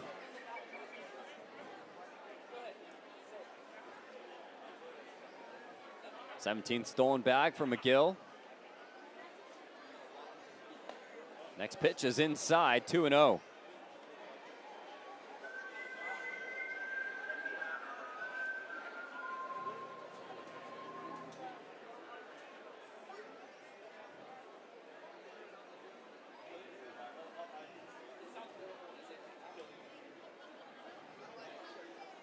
Two-0 pitch, another one that rides inside. 3 balls and no strikes. 19 innings in Curious' last 5 appearances, giving up 17 earned runs.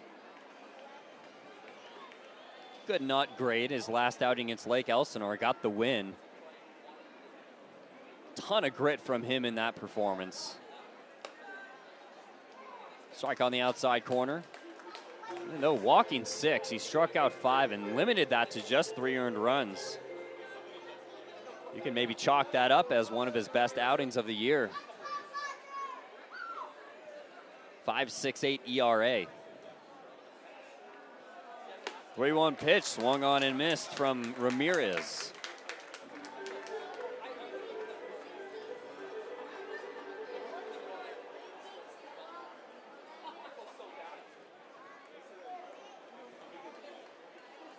From 3-0 to 3-2. Payoff. Challenged him with a fastball, he fouls it off. Still 3-0 game in the top of the 5th. A silent night for the Ontario offense so far, thanks to Dylan Jordan.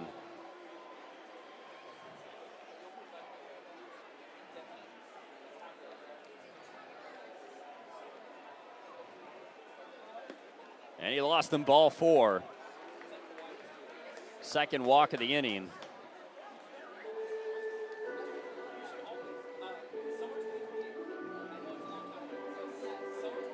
Now Luis Vasquez, the pitching coach for Ontario, to talk to Luis Curious.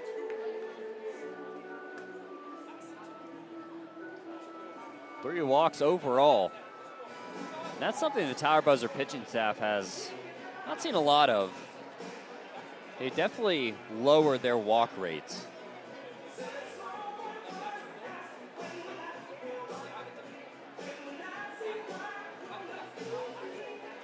That's the guy who's done the sole damage in this game, Gabriel Davalillo.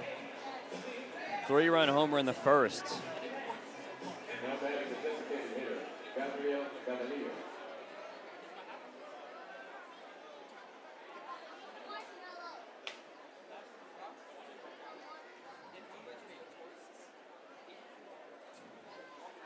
First pitch, Davalillo takes for a strike.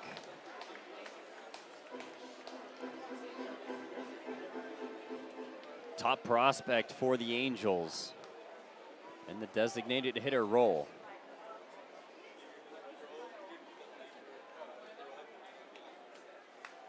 Fouls this one off, aggressive swing, and it's 0-2.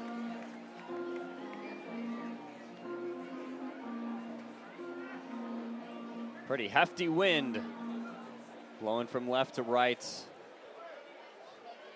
here at ONT Field on a Thursday evening.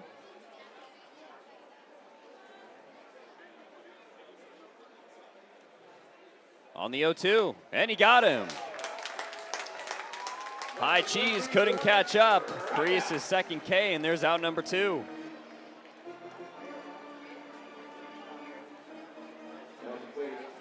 High and in.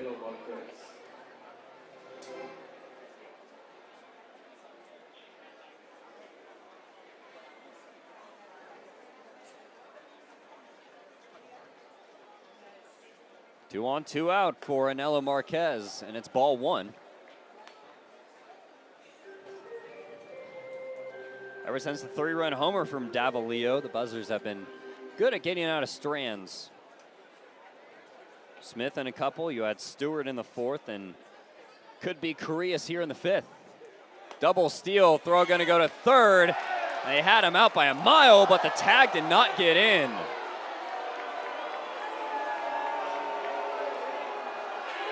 Somehow McGill just got under it. Shoemaker talking right now. Nice pick. That's close. Closer than people think. Field umpire Ryan Smith made the call.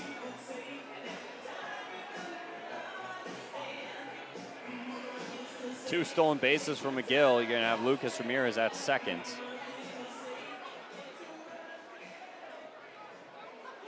You know, it instantly hands up in the Buzzers dugout.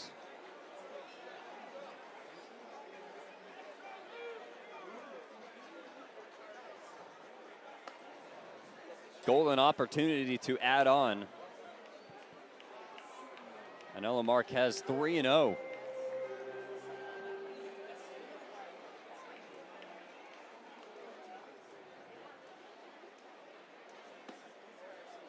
Chris finds the zone, and it's 3-1.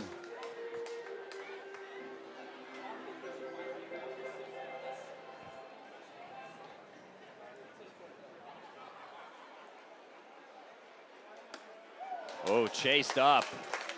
Swung at ball 4.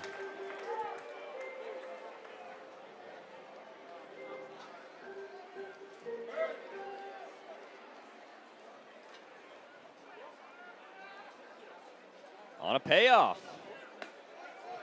Inside ball 4, third walk. And that'll load the bases. A little bit of a gift handed to Luis Carrillas from Anelo Marquez, swinging at that. A 3-1 pitch.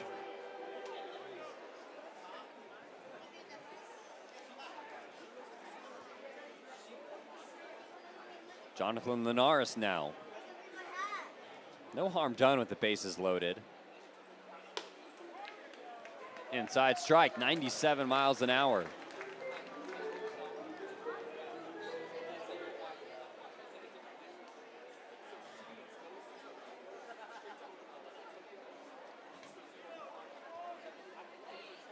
Carrillas fires low.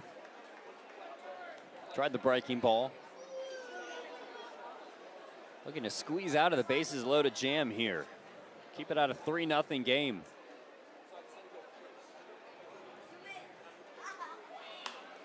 Swinging a fly ball, foul.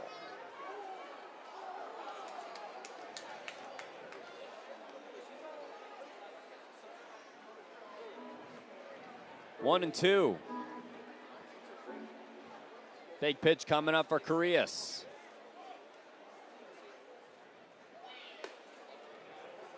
Inside fastball, 95. Tried to handcuff him. Deuce is wild, bases loaded, 3-0, top 5.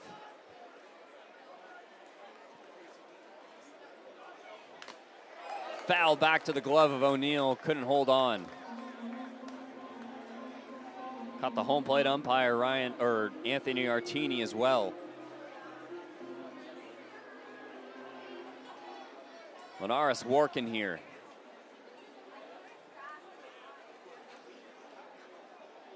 Another 2-2. That's high, ball 3. Had him 1-2, and now all of a sudden a full count.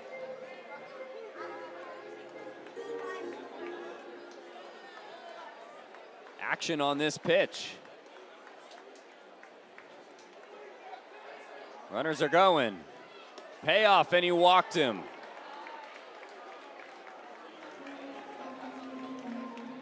That'll bring home McGill. 4 walks, 2 strikeouts for Carrillas.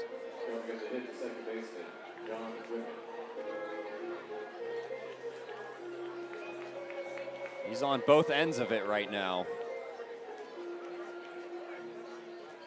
Whole lot of standing around for this Tower Buzzer defense. All up to Carrillas.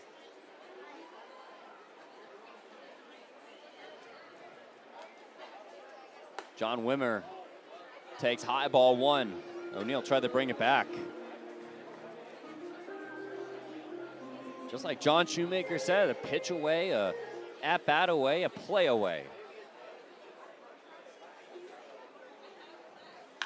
The 0-1 high fly ball into right field, playable for Coe. In the twilight, he's got eyes on it though. A little scary at this time of the night. but stuck with it all the way through. Correas walks in a run, makes it 4-0, but most importantly gets out of the bases loaded jam as we're halfway home here at Ontario. Ontario International Airport. Tilden Coyle. San Antonio Regional Hospital. Chicago Group. Legends Inn. Good Cat. The Beyond Specialty Pharmacy. Morongo Casino Resort Spa. The Garcia Family Reunion. Pool Asset Management. Rounders Family and Friends. Kaiser Permanente Ontario. Steve Family and Friends. Ripstop Family and Friends. Welcome Michael, Jennifer, and Michaela. B and family from Nestle enjoy the game. Love Karen and Wayne. Danielle Reyes. CT Prospects. Woodside Church. West End Real Estate Professional Night. Citrus Valley Association of Realtors. Fidelity National HW. National Association of Women's Business Owners. Stella and Helen. San Bernardino County Transportation Authority. Happy birthday, Jeremy Osgood. Happy birthday, Jan. Happy 3rd birthday, Amari. Happy birthday, Christina Agad. Happy 6th birthday, David. As we head into the next inning, a reminder from San Antonio Regional Hospital, providing expert care right here in our community, from emergency services to advanced medical treatment. Their dedicated team is ready when you need them most. San Antonio Regional Hospital, committed to keeping you and your family healthy all season long. On to Connor O'Neill. 4-0 game. Tower Buzzers just 1 hit here. They have to get through against this guy, Dylan Jordan.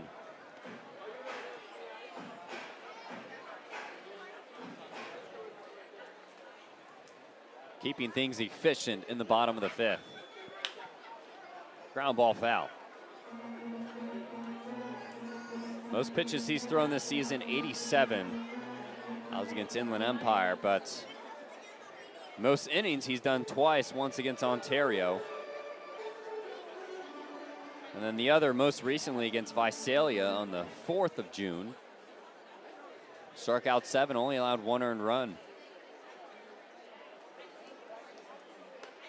O'Neill laid on a fastball, 1-2. Jordan trying to rebound after one of his more shaky starts. 5 2/3, gave up 5 earned runs, walked 4. Another swing and a miss, and O'Neill down on strikes.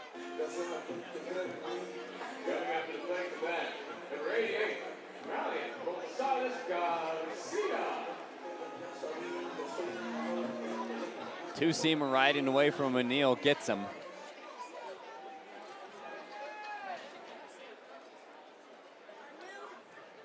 Brian Gonzalez caps it foul.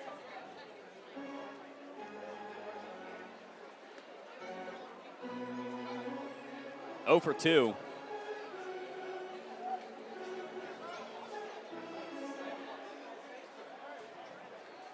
Not much movement from the Quakes bullpen.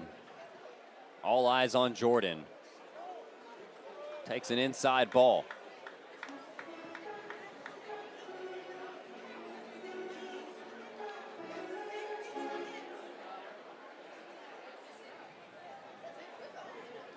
One pitch, bounced foul over third base. Not a whole lot of hard contact. Easton Shelton right now the only guy to square him up, and that was a opposite field single.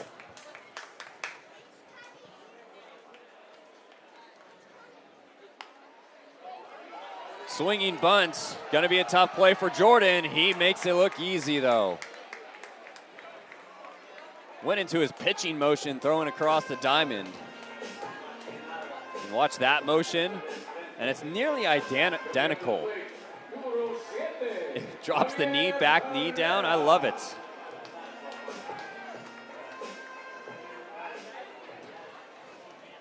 Dylan Jordan assuring people that pitchers are athletes. Javier Herrera takes a first pitch ball.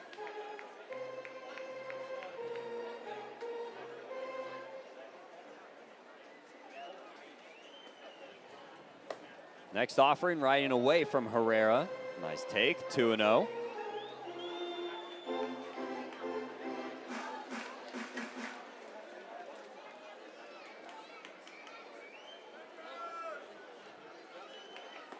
Two-0 pitch.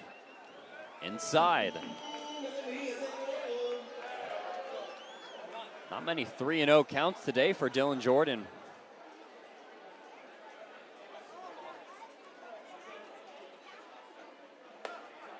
Herrera taking all the way.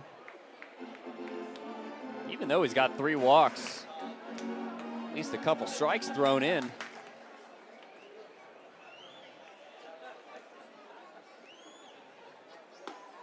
And he walked him.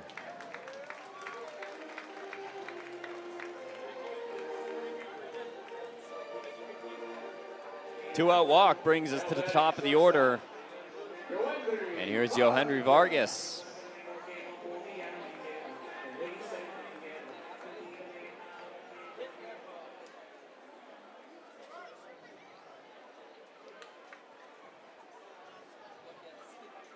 Buzzers can execute well with 2 outs. Inside strike, it's 0-1.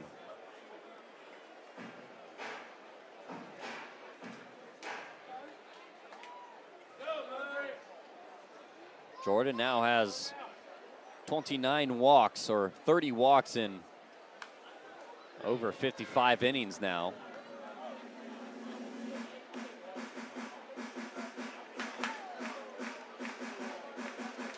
But even regardless, with those base on balls, he's got a pretty good strand rate. Last year it was 70%. Now he's stranding runners 64% of the time. Still pretty good. Defensive swing from Vargas on the 0-2 count.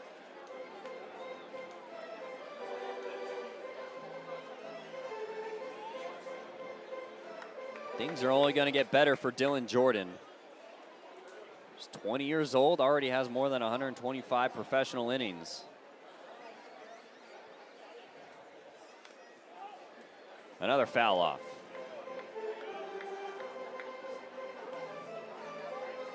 Facing really advanced competition here in a hitter-friendly California league, while still developing physically and mentally.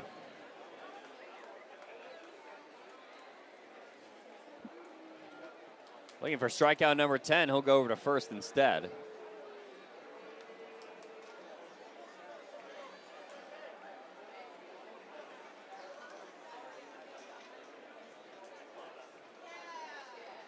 He's got him 0-2 to Vargas.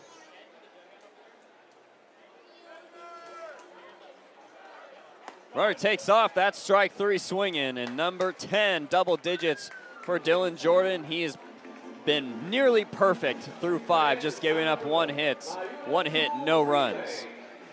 Let's send it down to our MC who broke the bungee cord. Gabby Diaz. Totally my fault, y'all. We got Mason and Daigo, who are basically going to relay it out to get all the tools in the toolbox, but who's going to do it the quickest? All right, guys, are we almost ready here? Gonna count you down, okay? 3, 2, 1, go.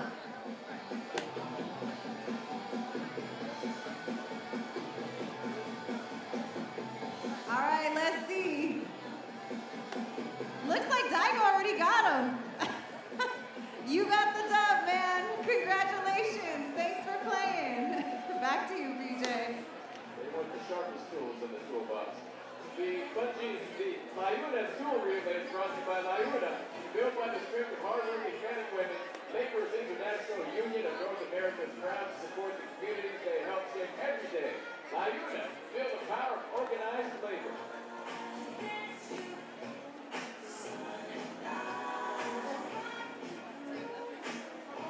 This half inning is presented by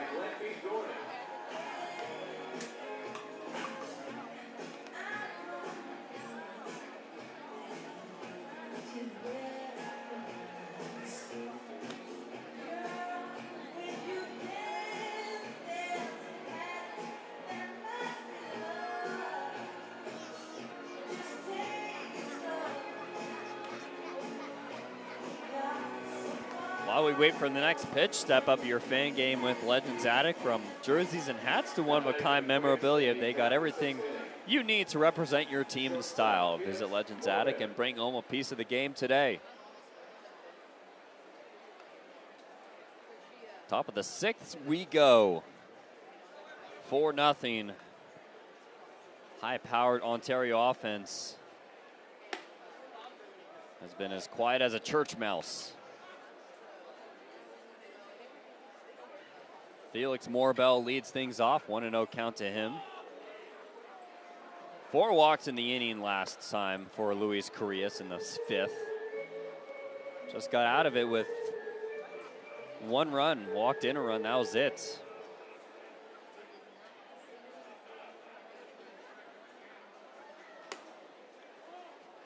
Two 2-0 misses high.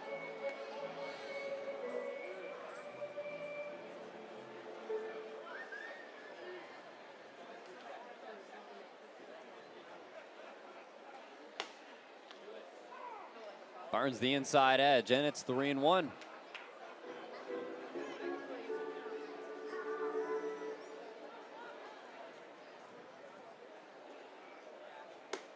Walked him on 5 pitches. Carrillas, that's number 5.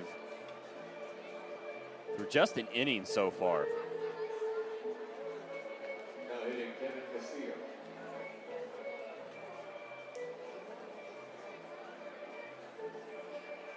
Back to the top, Kevin Castillo.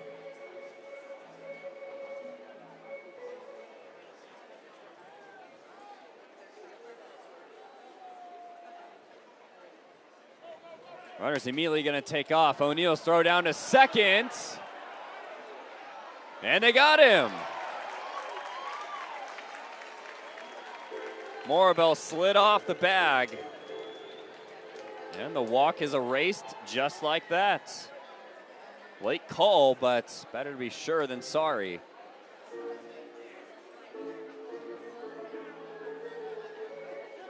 That foot looked like it slipped off, and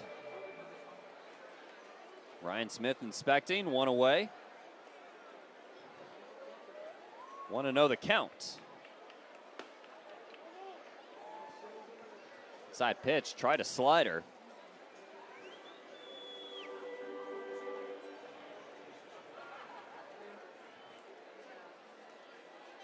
Castillo 0 for 2 with a walk. Skies this one in the air. Vargas makes the catch. This is the time of night where the ball could get lost in the sky. And every time a ball is hit up in the air, you pretty much have to hold your breath. Sometimes the stadium lights have a play in it.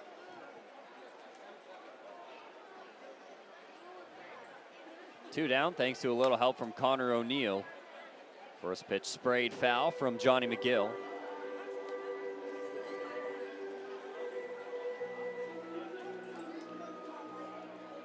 McGill has 2 of the 5 hits for the Quakes.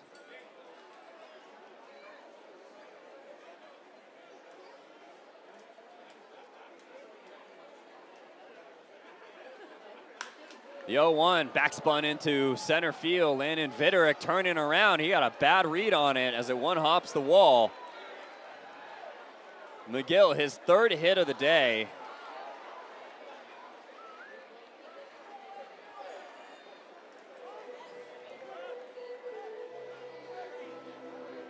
He lost it off the bat. We'll see. I mean, hit hard nonetheless. And he didn't see it. Yep. Right on cue. Ball gets lost in the sky, the twilight sky. First extra base hit for McGill. He now owns half the hits. Zaborowski puts this foul.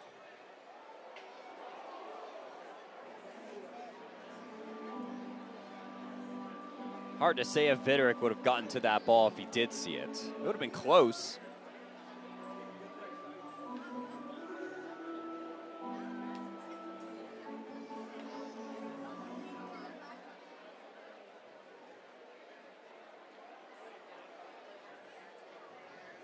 0-1. Zaborowski, did that hit him?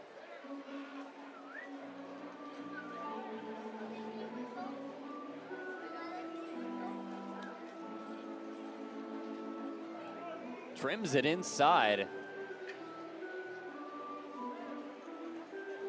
Or did it cross O'Neal up? Oh no, it hit the umpire mask of Anthony Artini.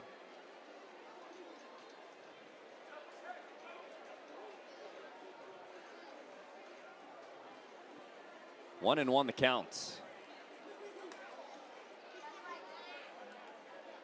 This is inside, 2-1. Nearly the same spot.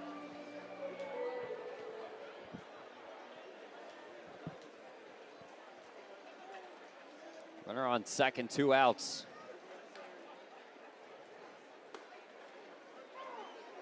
There's a strike, and it's 2-2. Zaborowski trying not to go down for a 4th consecutive time.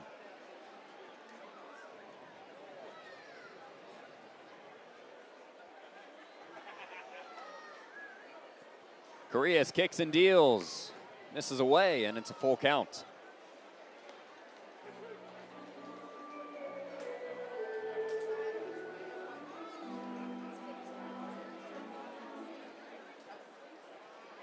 See if he goes back to the slider. Here's the payoff pitch. Fastball, rocketed foul. We'll do the 3-2 over again.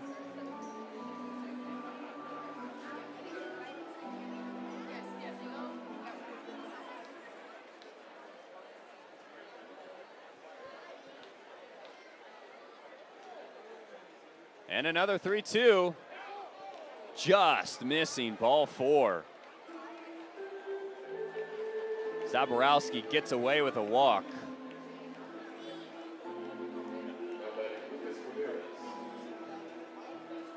Now on to Lucas Ramirez.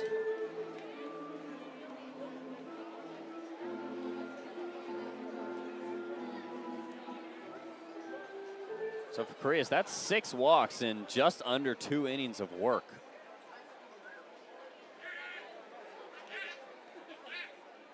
Swing and a miss.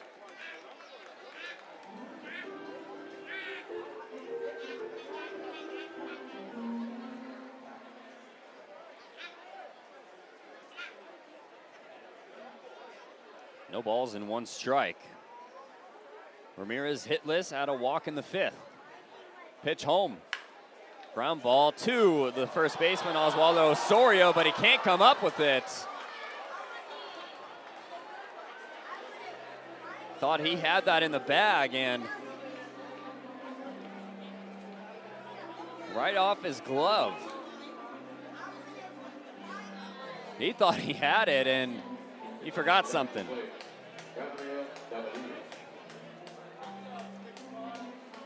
So Osorio playing first base for the first time this year. That'll load the bases again. Gabriel Davalillo has done the most damage so far in this game.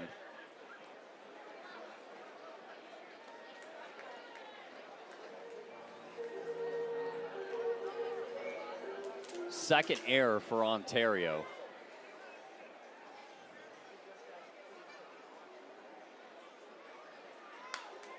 Fouls this back, tried to time it up at 95.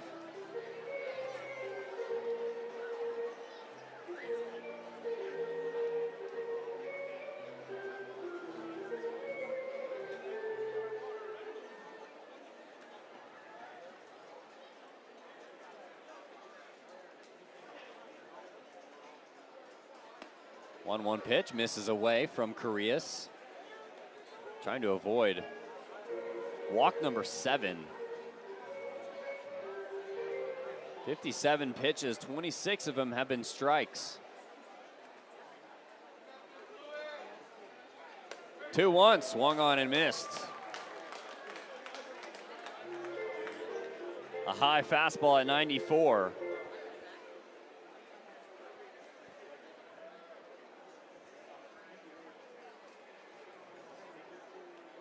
Deuce is wild, here it comes, and he gets him. Ladies and gentlemen, that's the Luis Correas experience. A couple of walks, and then ends with a strikeout, keeping the bases loaded. 4-0 as we go to the bottom of the 6th. All right, we got Weston and Noah. Happy birthday, Weston. Grant and Russell. Let's see how many balls they can catch in the cake. Gonna count you guys down. 3, 2, 1, go. Oh, all right, you gotta throw a little harder than that. Oh, got him right in the face, but it worked. All right. Weston's throwing fastballs over here. Yeah, I think you gotta slow it down just a smidge. 4, 3, 2, 1, time. All right, let's see who's got the most balls in the cake. They tied. Interesting. Well, you guys are friends and we know it. Back to you, PJ. Sport Clips has over 1,800 stores across the U.S. and you can find a store near you at sportclips.com. Sport Clips is the official haircut of minor league baseball. Sport Clips, it's a game changer. This half inning is presented by Landscape Durable Tires.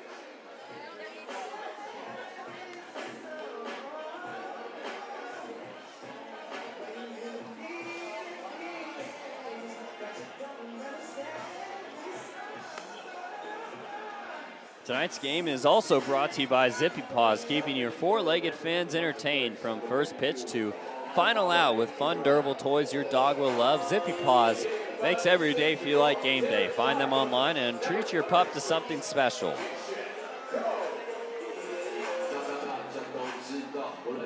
New pitcher for the Quakes, Brian Vergara, will take over for Dylan Jordan, and the Tower Buzzers are probably like, thank goodness.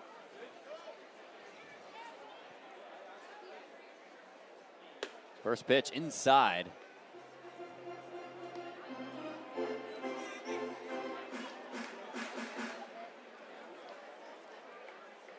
Six foot, 145. Vergara, but can get that fastball up to 93 miles an hour. Another guy like that can, like Brady Smith. Does a good job of using that body well. 3 straight fastballs, that one blown by Kim, or Ko.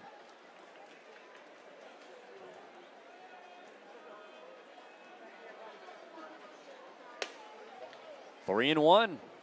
So this is when the Tower Buzzers will usually be a little more comfortable. They get to the bullpen and then the offense might finally start to come alive. Ko fouls it back to the glove of Linares. All heat from Vergara. Sticks with the gas at 94 miles an hour.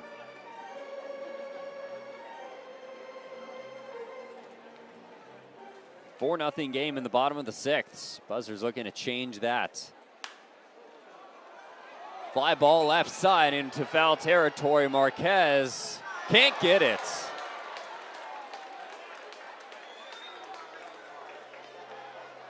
Overran the foul ball right by the Buzzers dugout, and new life for Ching Sheng Ko.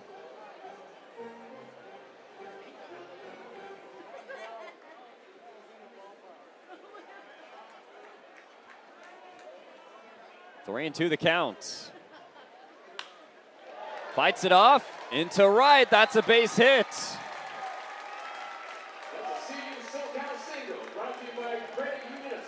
Making sure he was on time and didn't waste it. So Ching Sheng Ko makes sure he makes good use of that second chance.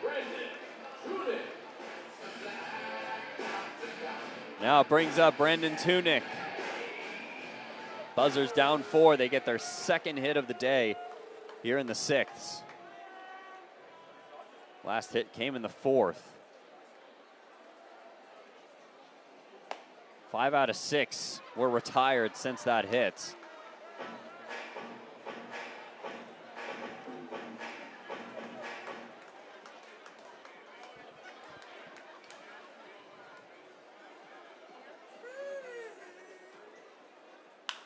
Ground ball right side. Wimmer will go to second. That's the only play.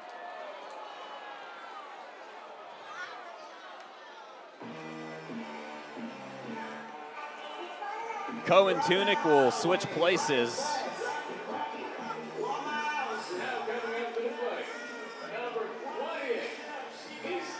And now it brings up Easton Shelton.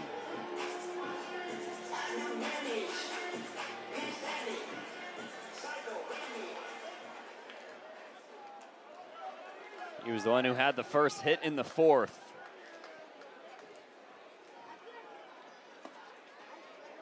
First pitch taking, and it's 0-1.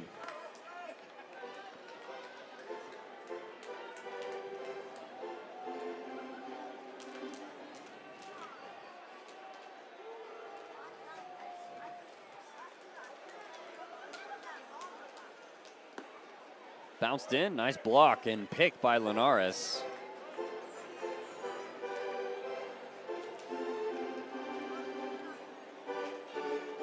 Last homer for Easton Shelton came on June 14th.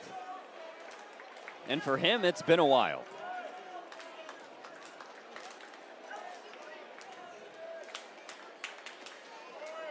Now that one gets away. Tunick's gonna take second.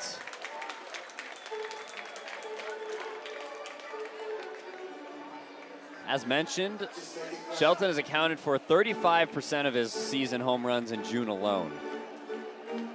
I think he was hot in May. Finding a stride here in June, and it's just the beginning. Hopes to enter the second half of the season with that same poise.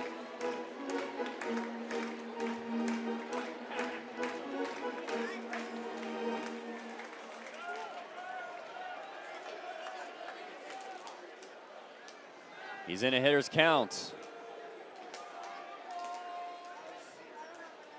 Swing and a miss.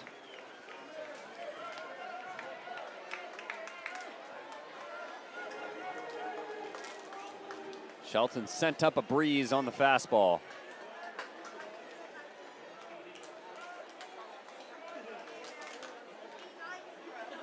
Onto a 2-2 count. Now 3-2. Good take by the designated hitter.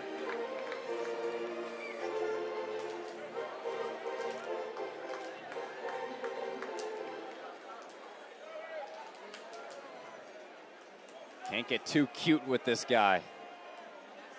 Here's a payoff pitch. Gets baited, strike 3 swinging. Second strikeout for, or first strikeout for Vergara. Now batting the center fielder, Landon.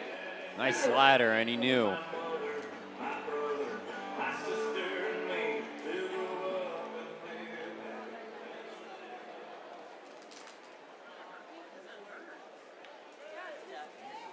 Landon Viderick, runner on at second, 2 out.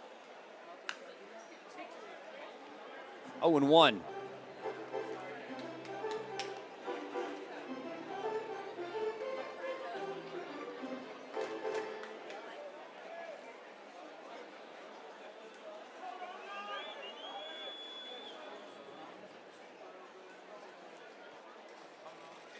Viderick hitless in this series, takes inside.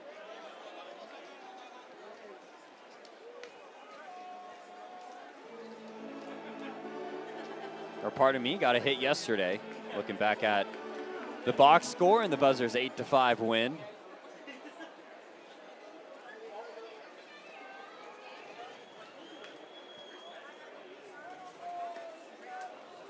Goes down and tries to get it, comes up empty, 1-2.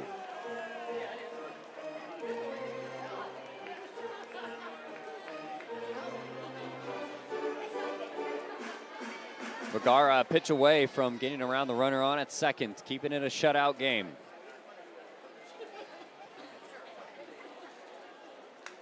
Fouls it off.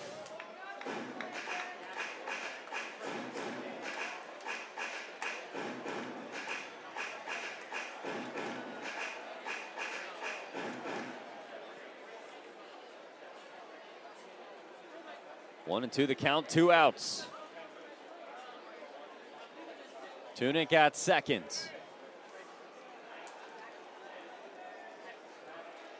Quakes pitching staff has really came to play.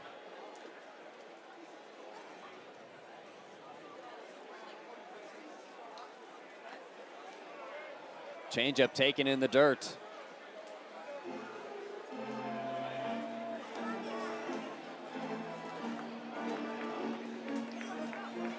Count runs even, 2 and 2.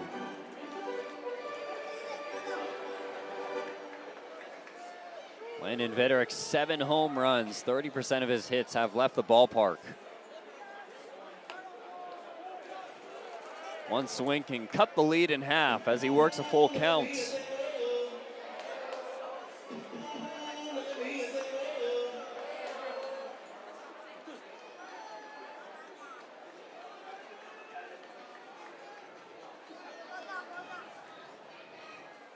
Here's the 3-2.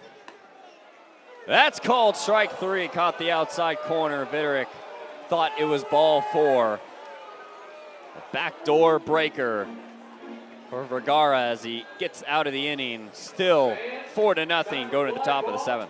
With the catch. Let's set it down the right field line to our MC. You catch middays on 102.7 Kiss FM. Gabby Diaz. All right, we got Dominic out here. He's got 3 items, okay? He's got a cone, a fishnet, and a basket. Let's see if he can catch these fly balls with the items. I am getting tongue-tied today, y'all. All right, make some noise for Dominic. Let's go. All right, we got the cone. Oh, so close, so close. Basket is up next. Let's see what we got. All right, all right, all right. Close in the chest, almost. All right, the fishnet is gonna be the one. I feel like Dominic's got the movement down. You know what I'm saying? All right, there we go. Hey, one is better than none. Congrats, Dominic. Back to you, PJ. Nice catch with that fish. And thanks for playing fly ball with the catch.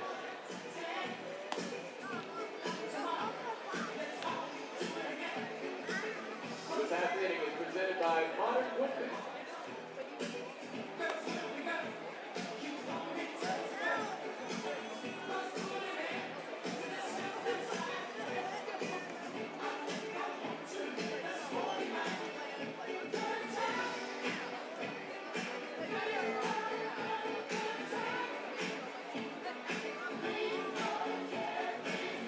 As the count runs full, try your luck at Morongo Casino Resort and Spa, where the excitement never stops, from thrilling games to great dining and live entertainment. Morongo has it all. Make it your next getaway and play like a winner. Still 4-0, just 2 lone hits for Ontario. Luis Correas facing the bottom of the order. High ball 1 to Anelo Marquez. Somehow Correas has just only allowed 1 run. He's walked 6 in 2 innings. Fouls this one off. Credit to his strand ability. Obviously got that overpowering fastball, and we've seen when Correas is really on. He's on.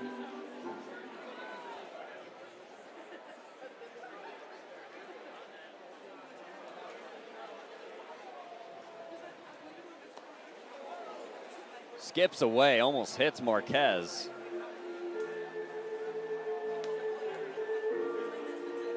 Pole yank slider.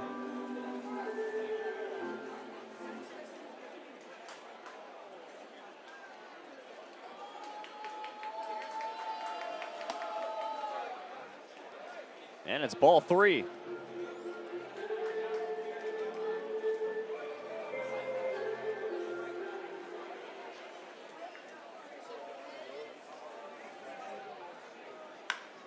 High drive, deep out to right. If it's fair, it's gone, and it's just tailing foul. That thing was a moonshot.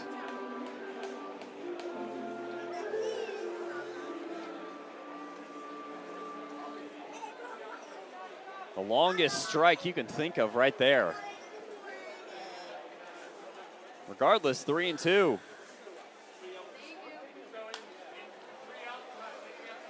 Another foul off, this time a little closer.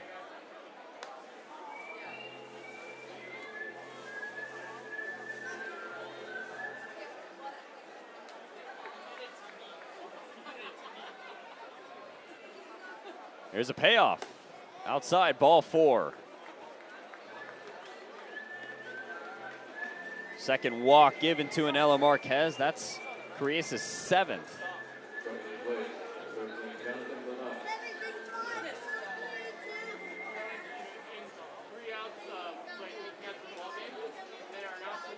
So now Jonathan Linares.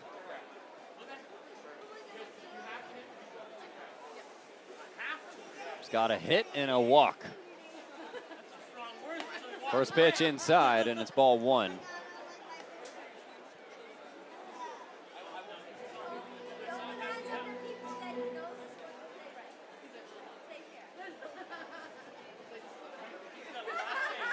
Another switch hitting guy as he flies this one into left field. Brendan Tunick backpedaling and makes the catch.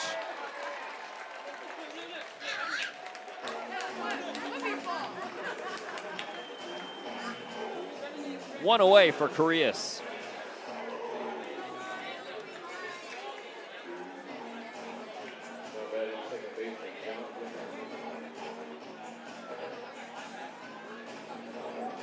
John Wimmer now with the runner on at first. Ground ball would be nice here.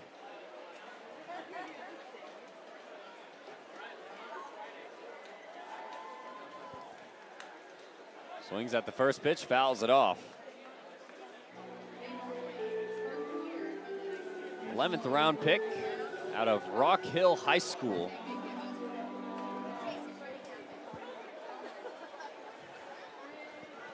South Carolina. 3 stolen bases in 13 games. The bat for Wimmer is still developing, but the defensive profile gives him a foundation here at Rancho. Middle infielders with athleticism tend to get some developmental time.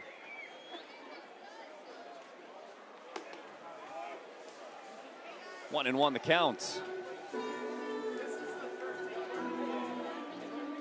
Making back-to-back starts at second base.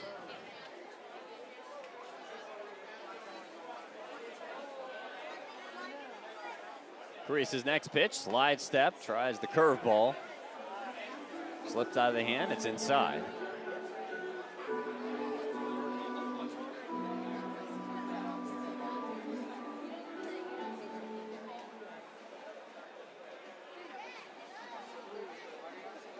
Two-one, runner takes off. O'Neal's throw down to second. Yeah, he did. He gets him again. That's 2 guys for O'Neal under his belt.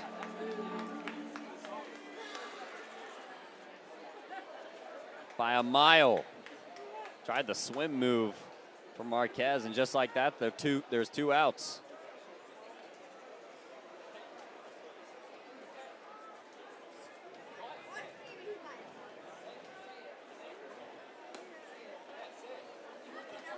Another runner on. And another walk.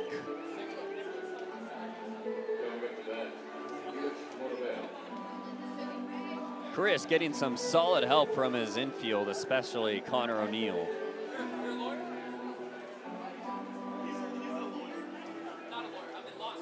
That's number 8. In just under 3 innings. First pitch inside. And he's only given up 1 earned run. This is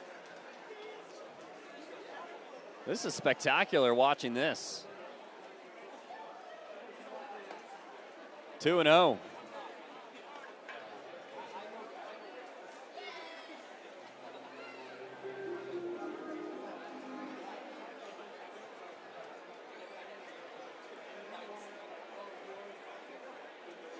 Next pitch, 2-0 count. Strike, maybe. Connor Neal tried to head over to first with it. We don't know yet.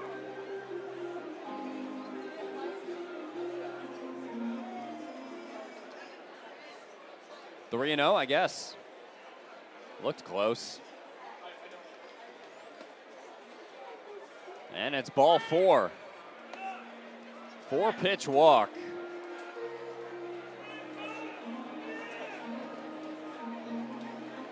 That's number 9.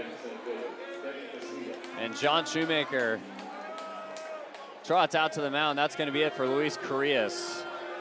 It was definitely a career high in walks, but somehow was only 1 earned run given up. He stranded him well. Buzzards go to the bullpen.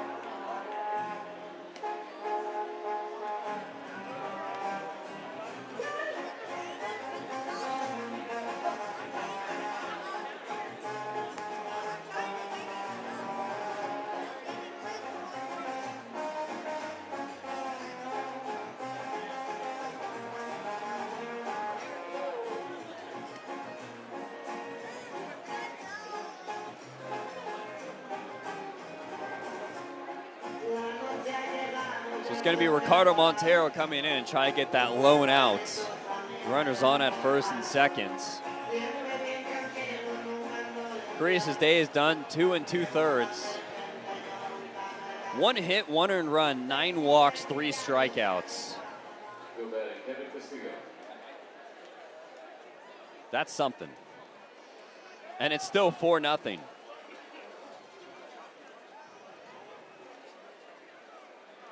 Carter Montero, that's a hot heater fastball. 96 there, ball 1. Another one of those guys where if he's around the zone, he is untouchable.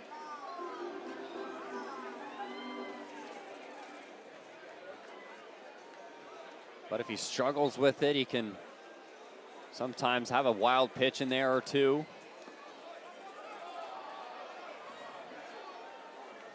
That got away from O'Neill, right on cue. Wimmer to third, Morabel to second.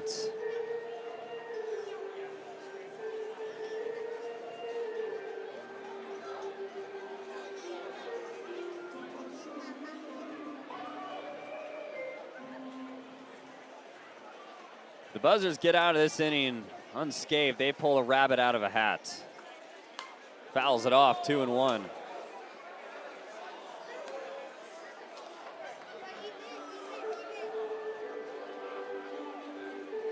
Four to nothing game in the top of the 7th. 6 hits on 4 runs for Rancho Cucamonga.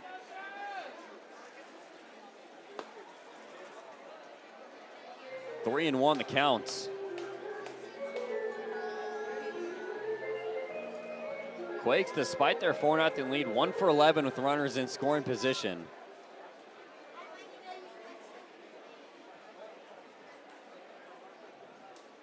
The real pitch fouled out of play. Took a hack at it. Castillo did, and the count runs full.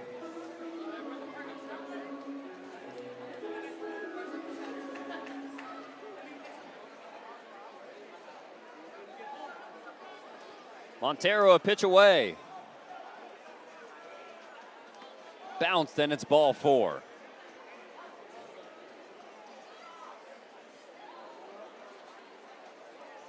Bases loaded, 4 walks in the inning.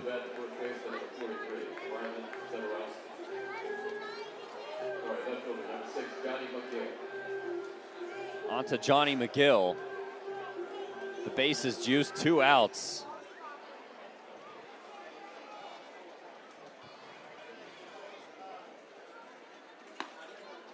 First pitch right at the knees for a strike. It's 0-1.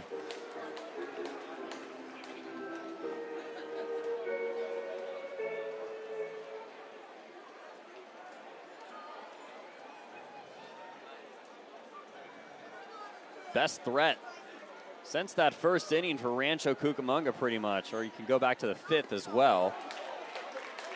Bad swing from Johnny McGill, and it's 0-2.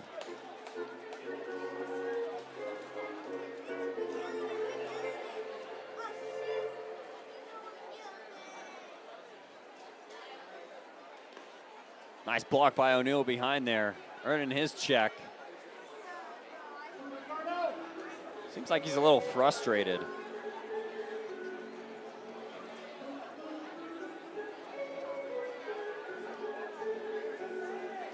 I would say a little frustrated is, it's a nice way of putting things.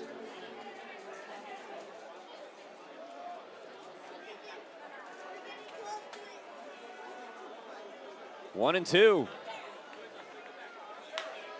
Ground ball softly hits. Osorio flips to Montero. He can't hang on to it. 2 runs will score. And now it's 6-0. Flip from Osorio was good. It's just a little too much to handle for Montero, and he's also upset.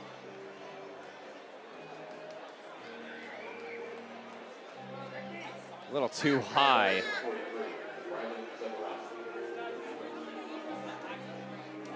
Castillo goes to 3rd, and you have Wimmer and Morble scoring.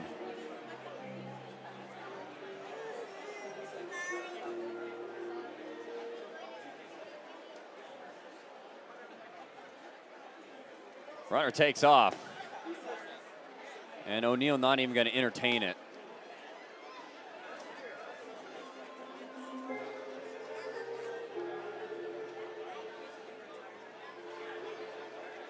So those were Luis Carrillas' runners. And base runners as well. He's given up 3 earned runs now. Still responsible for the runner at 3rd, Castillo. Or no, he's not, pardon me. The book is closed on him. 3 balls and no strikes.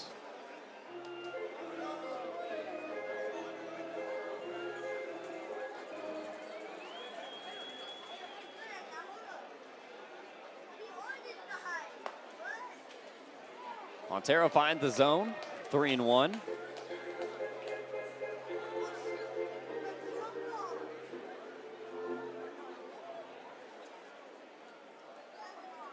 Next offering, slider hit into right field. Coe on the move, he makes the catch to end the inning. 2 runs coming across, and it's 6-0 as we go stretch in the 7th. Fans, it's time to stand up and stretch those legs out and sing along and take me out to the ball game. It's the 7th-inning stretch, brought to you by San Antonio Regional Hospital and led by Tower Buzzers Stadium organist, Amy Rowe.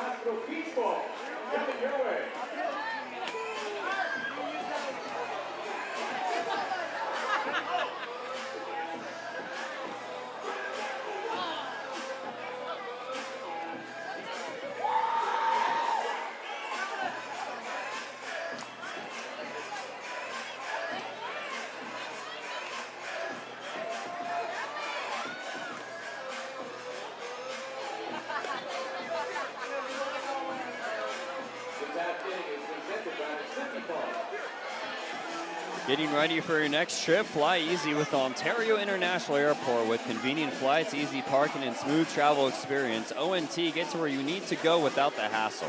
Ontario International Airport, your gateway to wherever you're headed next. The first baseman, Oswaldo Osario. So now 6-0. 4 walks in that inning alone, and Rancho barely managed to put across 2 off of an error from Ontario. Ball one to Oswaldo Osorio. 3 errors for Ontario now, 2 hits. And it's one of those games where it has been Rancho through and through. Starting with a quality, more than quality start from Dylan Jordan. Shutout, 2-hit baseball.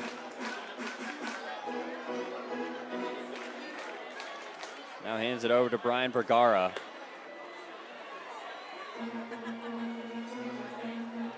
Three and 1 the count to Osorio. 0 for 2, grounded into a double play in his last at-bat.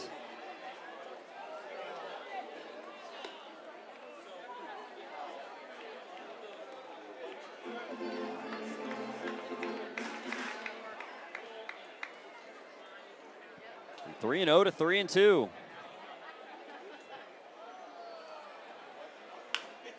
Bouncing ball right side. Zaborowski will take it himself.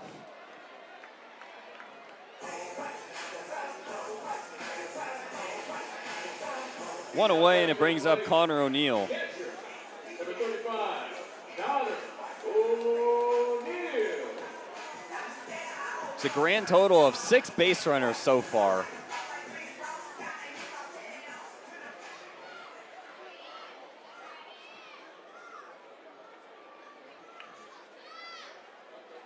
First pitch to Connor O'Neill, huge cut.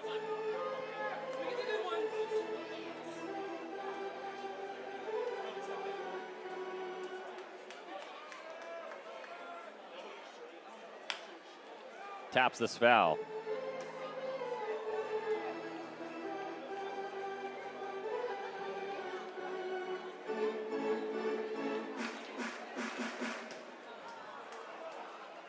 Oh, and 2 the count to O'Neill, who's 0 for 1.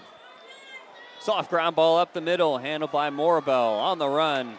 And there's out number 2.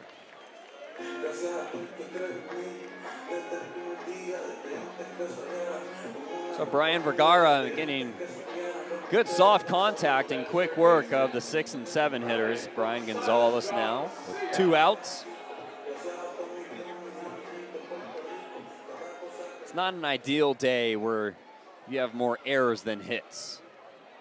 That's where Ontario stands at the moment.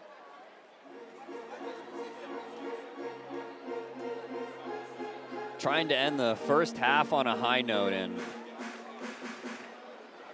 not exactly the case here.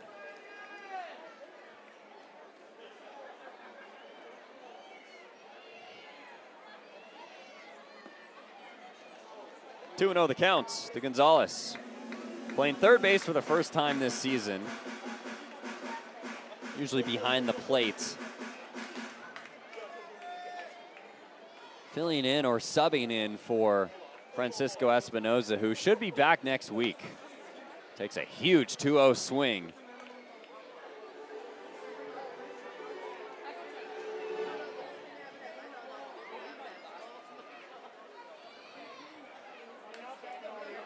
Goes back up, and it's 2-2.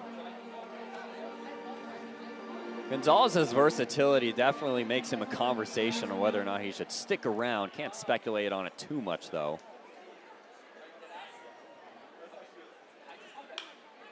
Line drive right at the second baseman, John Wimmer. Makes the catch for out number 3. Another 1-2-3 inning as we go to the top of the 8th, still 6-0. Fans, put up your hands. T-shirts are coming your way. Courtesy of Landscape Durham Tires.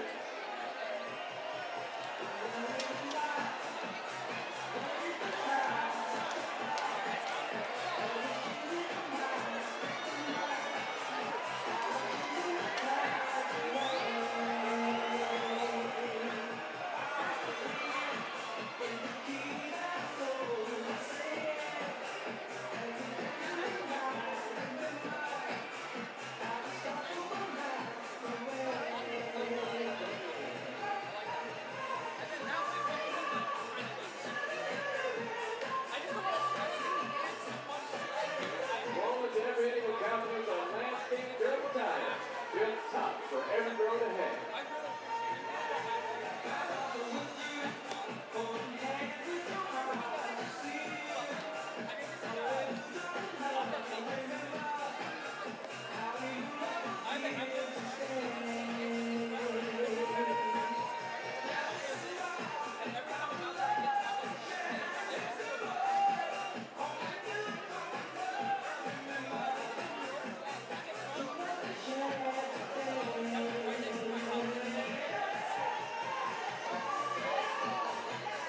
That fitting is presented by Inland Empire Stations.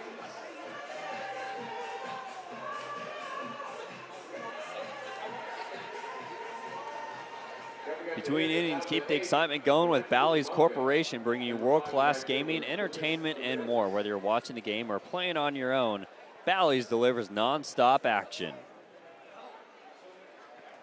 Top of the 8th inning, 6-0 all Rancho. Just 2 hits for the Tower Buzzers, but only 6 hits for Rancho.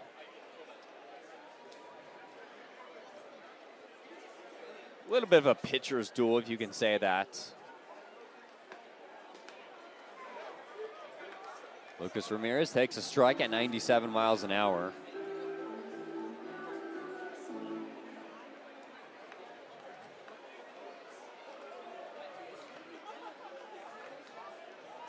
Only a couple more chances for Ontario here in game number 3. But if things keep going like this, they'll end the first half of the season at a .500 record.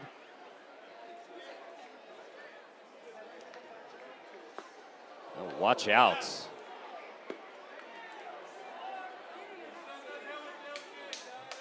Ramirez not thrilled. Got hit in the foot.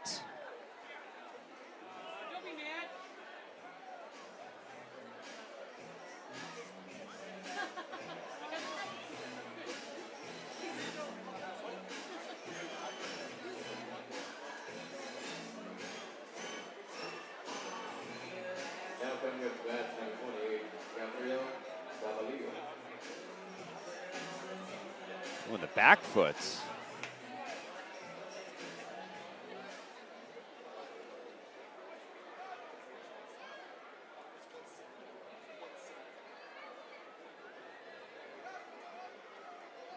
Gabriel Davalillo rips this one down the left field line. It's going to get down for extra bases. Lucas Ramirez heading into third. He's getting the wave home. Relay to the plate is off the glove of Connor O'Neill, and it gets away. Davalillo will scoot over to third base and make it 7-0.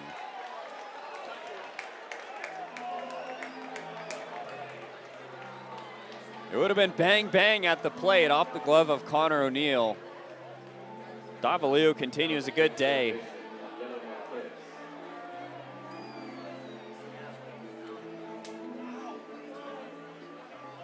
Relay from Vargas was a little wide into the runner's lane. Ramirez scoring all the way from first, 7-0, and now you kind of feel like this game is getting broken open.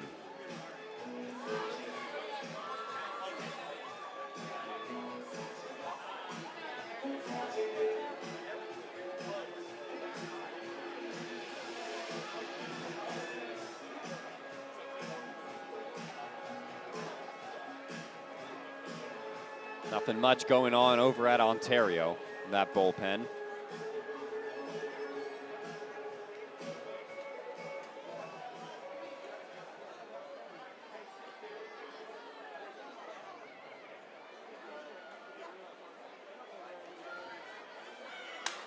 Breaks his bat on the foul ball.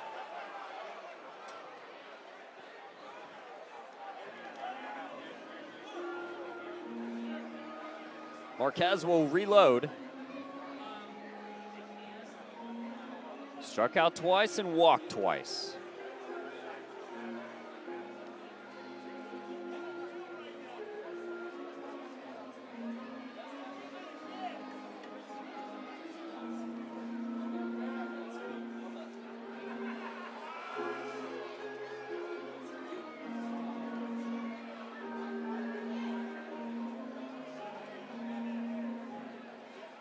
We'll reset 0-1 count to Anelo Marquez. Consider the breaking ball in the dirt, kept in front by O'Neal.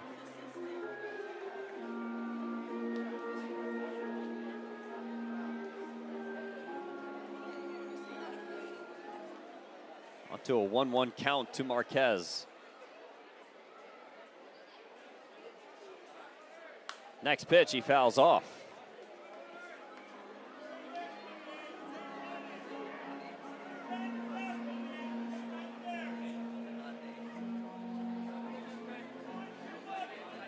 Marquez has always had pretty good contact skills, but the strikeout rate has struggled as he sends a ground ball over to Vargas. A little bit of a high throw, and he's off the bag. Davalillo will score, regardless of it being an out or not, and it's 8-0.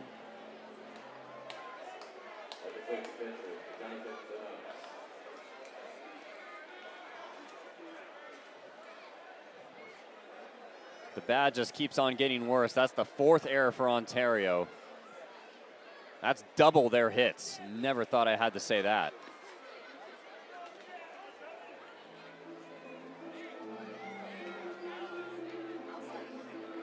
Seven runs on 7 hits for Rancho Cucamonga.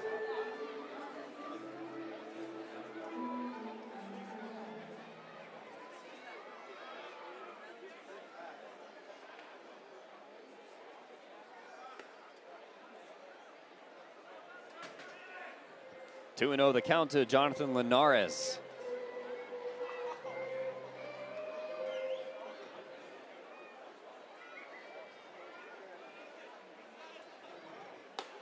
Next pitch, he finds the zone. 96 heater.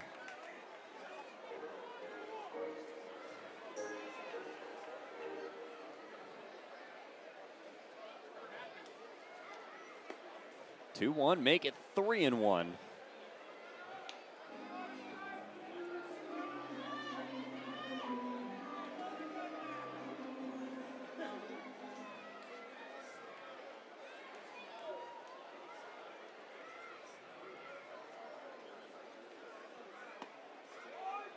There's a strike. We're into 84-mile-an-hour spinner, makes it a full count.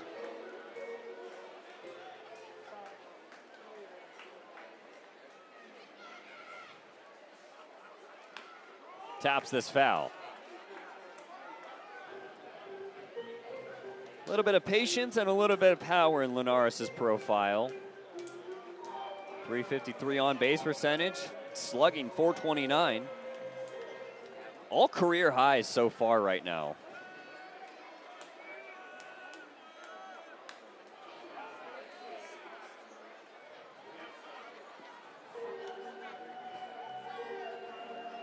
Of course, sharing roles with Marlon Quintero, but 16% walk rate has helped him offset a still elevated 25% strikeout rate. Next offering, that's strike 3.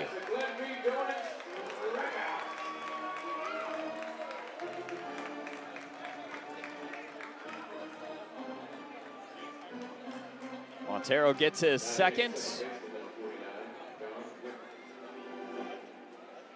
There's out number 1.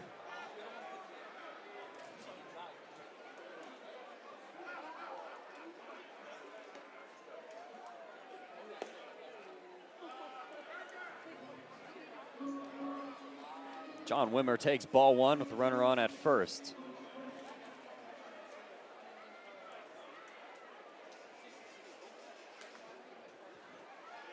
Still trying to find that next offensive step, and if the contact stays strong and keeps it consistent, Wimmer can become a much more interesting player in the Angels system.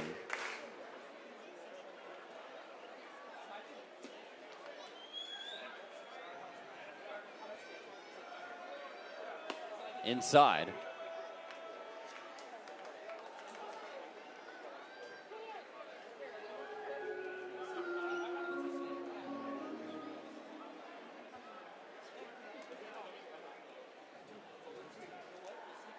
Montero kicks and deals, and a pull-yanked fastball. 3-1 the counts. Wimmer's been on base 3 times. He had a hit in the second, and most recently walked in the 7th.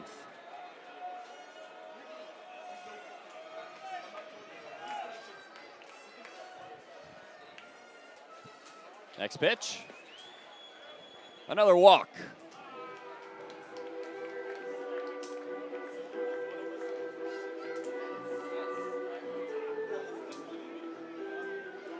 Two more so far in the 8th. And that'll be it for Ricardo Montero. Buzzers will go to the bullpen here. 8-0. John Shoemaker making the walkout too many times here, unfortunately, tonight.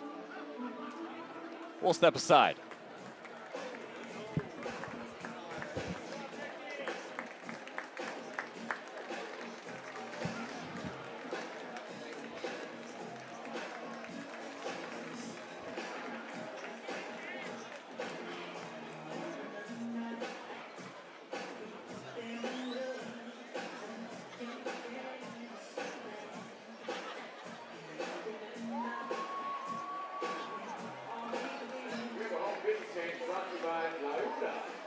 Now arriving on the mound, here's our Buzzers, number 21, Jose Cabrera.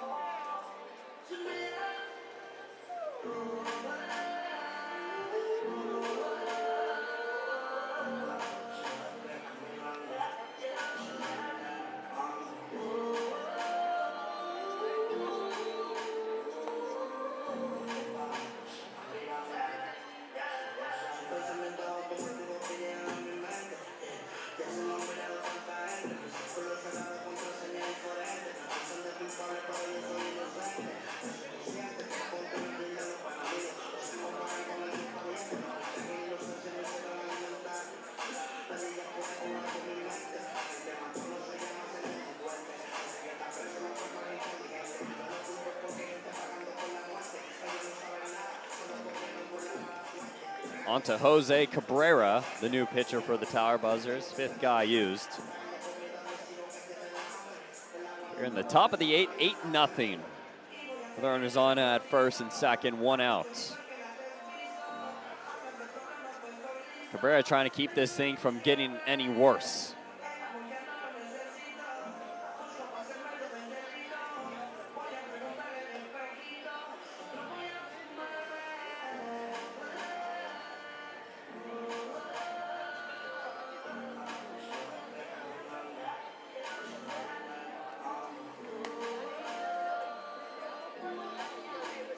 Cabrera ERA of, well, we'll just say how many runs he's given up. 7 1/3 innings pitched, 17 earned runs so far. 12 walks, 15 strikeouts. Obviously another guy having trouble with the command, but you know, these moments can kind of make you build the trust in guys like Jose Cabrera coming in with runners on. And meanwhile, while he's warming up, you're going to have Ching Sheng Ko come out of the game. That seems out of the blue. Myra Martinez is going to take over for him in rights. That seems unordinary.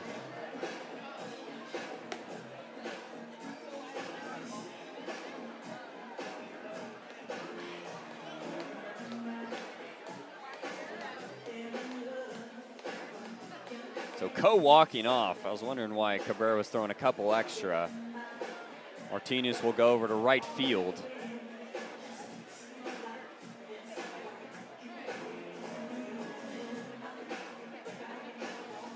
Mind you, he got hit in the knee a couple days ago in game 1. Don't know if that plays a factor into it.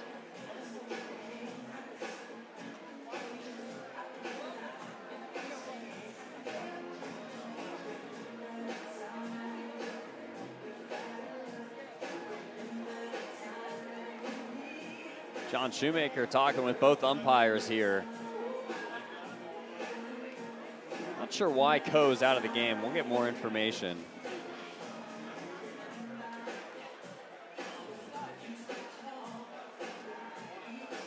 Talking passionately about something.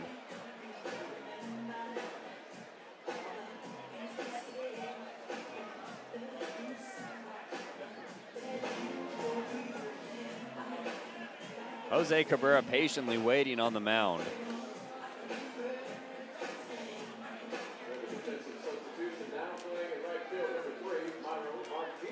Myra Martinez taking a couple throws.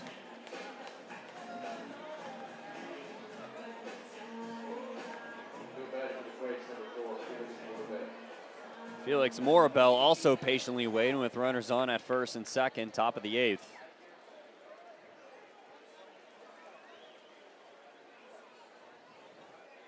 He's been on base 3 times as well, a couple walks and a fielder's choice. First pitch, a strike.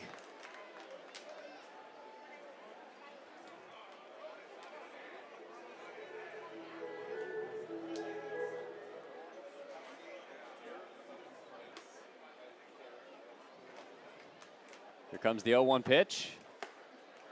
Breaks off a slider, and it's 0-2.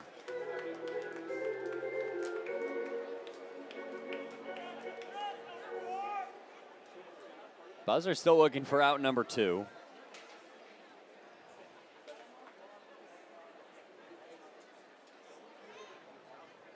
Pitch home. Just outside. It seems like that corner has been called strike 3 a lot recently.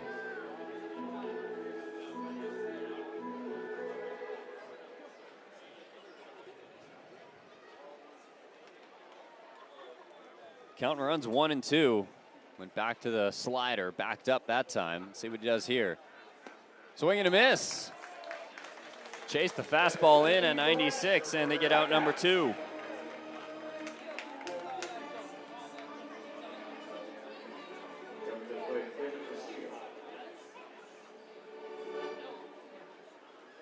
Back up to the top of the order with Kevin Castillo.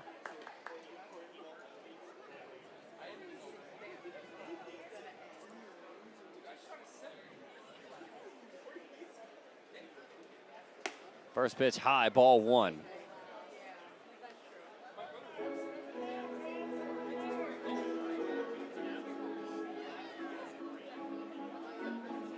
Castillo, couple walks. This is one of those games where you'll see a base on ball in every line. This one crushed, no doubt about it. Kevin Castillo, a 3-run homer, and this game is officially broken open.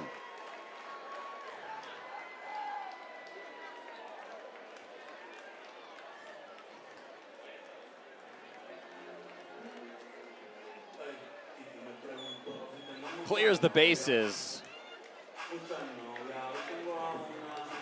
Laser shot out to right, makes it 11-0.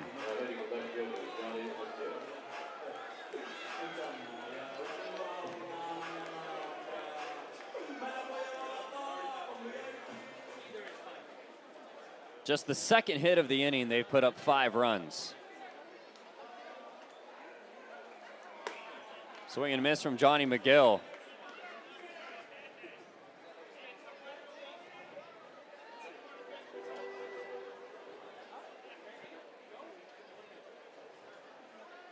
Three hits for him. He's been on base all 5 times.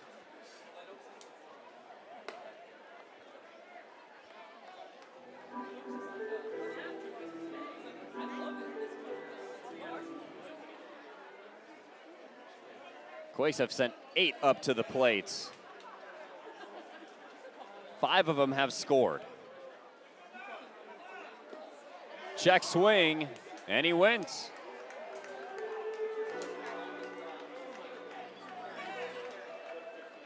Yep.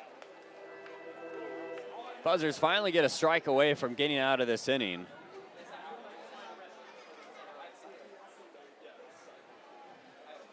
And the walks have been the turning points with the one loud contact.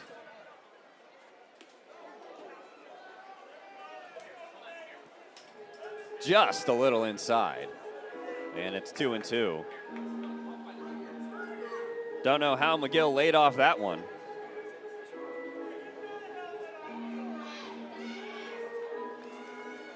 Deuce is wild from Jose Cabrera.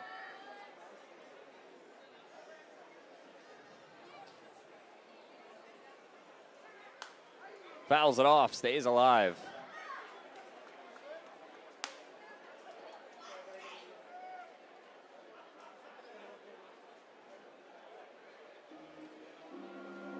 Well, at least the Fernando Valenzuela bobblehead giveaways tomorrow. Fans have something to look forward to.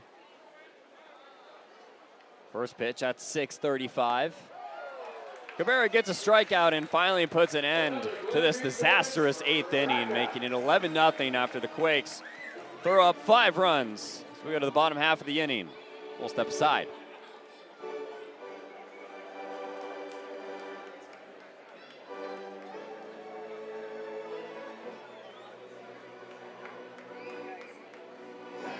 Fans, if you know this song, we want you to sing and clap along.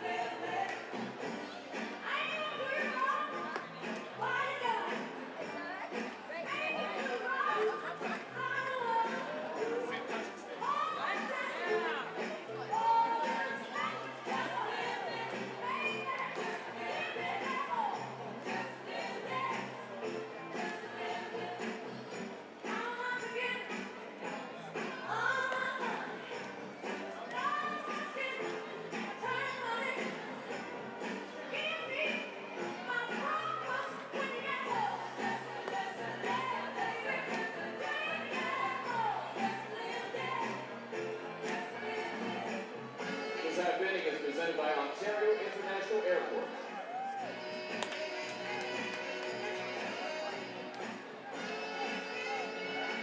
We have a visiting team pitcher change. Now pitching for the Quakes, number 36, Will Gervais.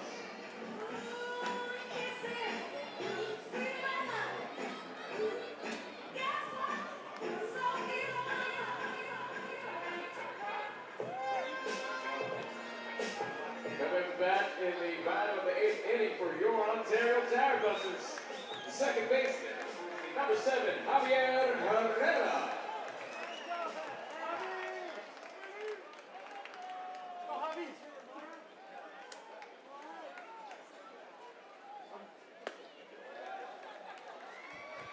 Javier Herrera now climbs in, swing and a miss from him.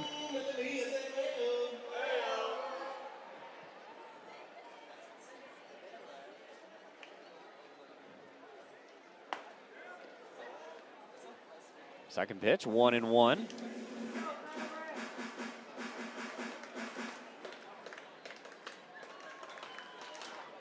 Will Gervaisi, the new pitcher, on for the Quakes.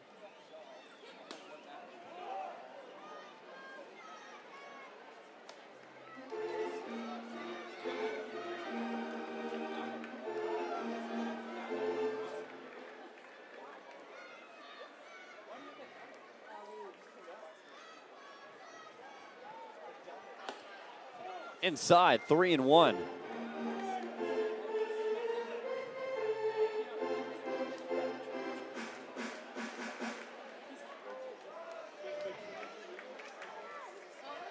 Herrera 0 for 2 or 0 for 1.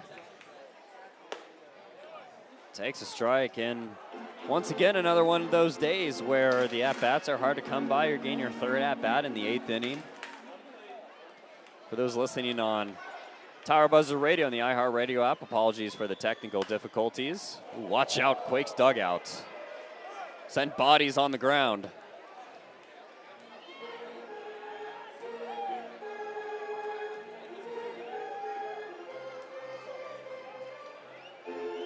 So 3-2.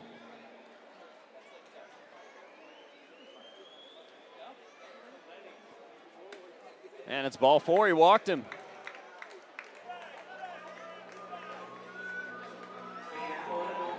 Second walk for Herrera.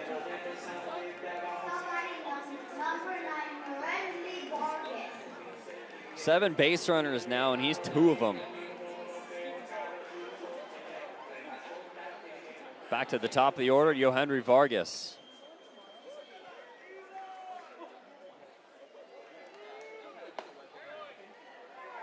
Strike on the outside corner.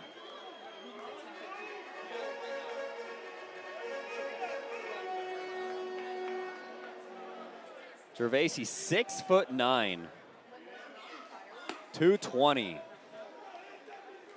Has that wicked arm movement. 98 miles an hour from that side.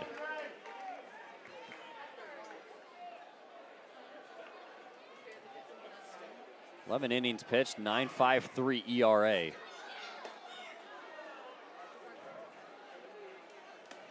One and 2 the counts.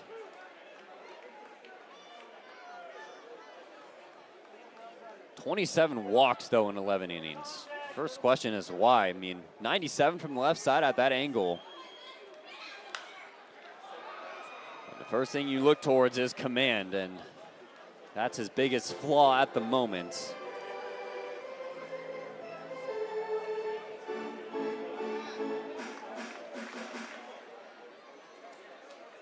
Gervais, 24 years old, Wake Forest guy. 1-2 pitch on the inside corner, that's strike 3. Spotting up here, and Vargas down for a third time. Coming up to the plate, the right fielder, number 3, Myro Martinez. That's Myro Martinez.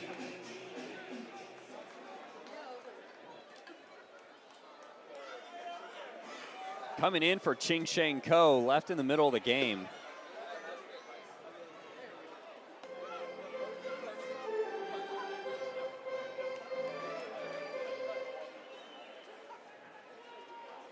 Second to last chance for the Buzzers to try and get rid of this shutout. Herrera on first. Next pitch inside for a strike.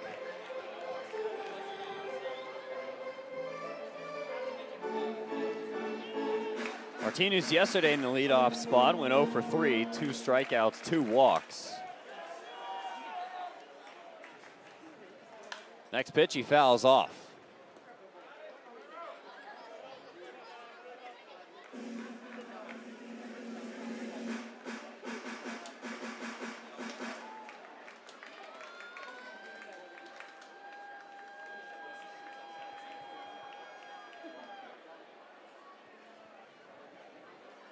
Gervais looking for back-to-back Ks. This one almost gets away from Linares. It's off home plate umpire Anthony Artini.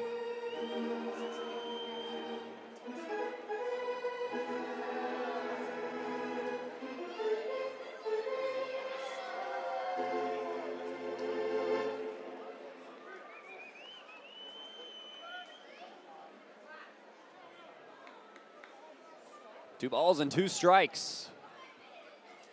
And it's inside, ball 3.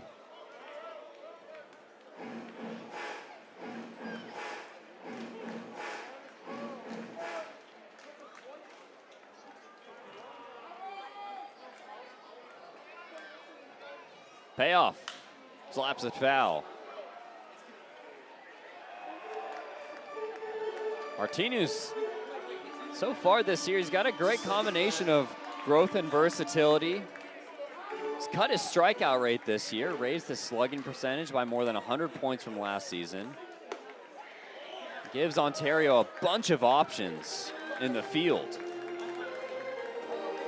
That type of profile is extremely valuable in today's game. He draws a walk.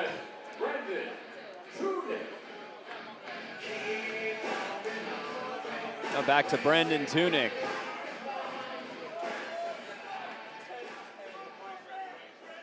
Trying to adjust, and this year has been more about adjustments for him. You obviously face tougher pitching, leading to increased strikeouts and somewhat of a dip in production, but the tools for him remain easy to see. He continues to work counts, play all 3 outfield positions, impact the game with his athleticism as this one gets away from Gervais. Javier Herrera and Myra Martinez move into scoring position. Right now for Tunick and the Dodgers, the focus isn't on the current stat line as much as it is on helping a talented 20-year-old make the necessary adjustments that could allow his considerable upside to reemerge over the second half of the season, which they hope to find.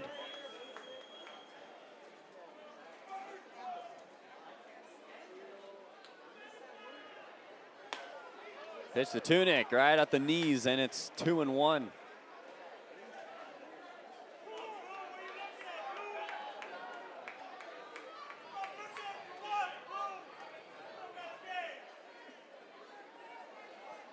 So the 2-1 pitch bounced in front of the plate, foul ball off of Tunick, assumingly.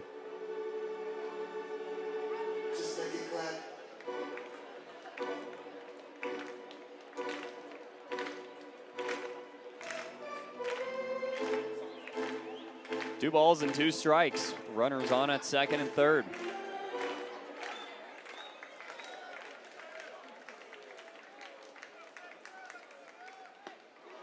And he chases for strike 3.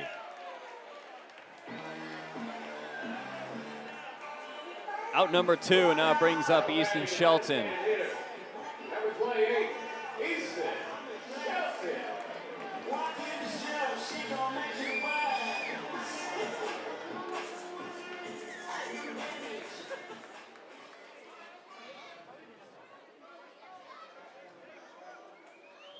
Shelton scratched across a hit in the 4th, takes inside, ball 1.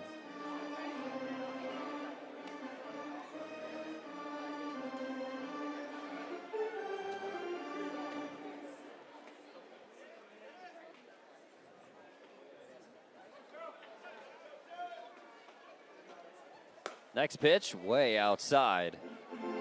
2-0 the count to Gervais. From Gervais to Shelton.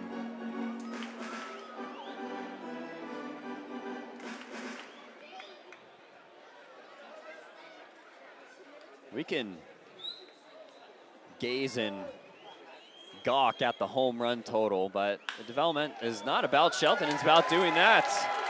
Just considering better at-bats, being better at the plate, and Shelton has done that. 2-run single breaks the shutout.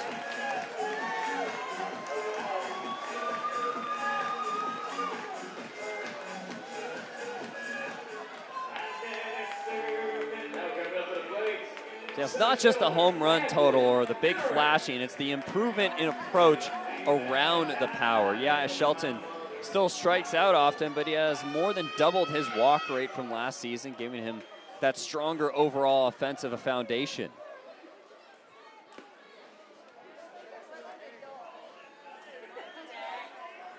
And when he gets a pitch he can lift, obviously the ball can leave any part of the yard. For Ontario, Shelton changes the way opposing pitchers attack the lineup here.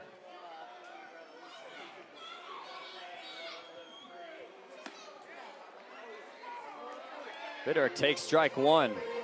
So a C-9 single from Easton Shelton. Bring home 2. 11-2 ball game.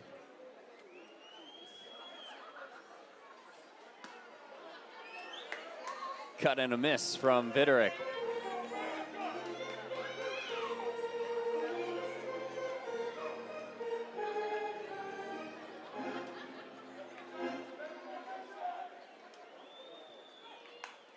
Two pitch, caps it foul.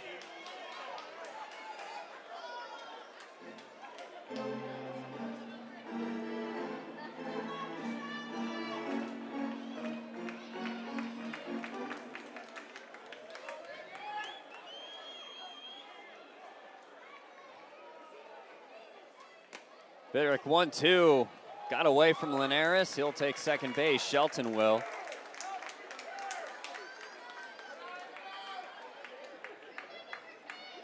Couple of wild pitches have put the Buzzers in a good position to score, of course.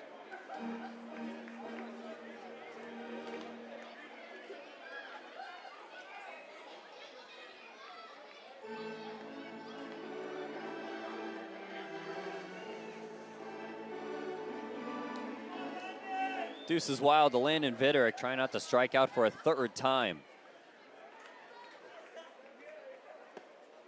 Takes inside.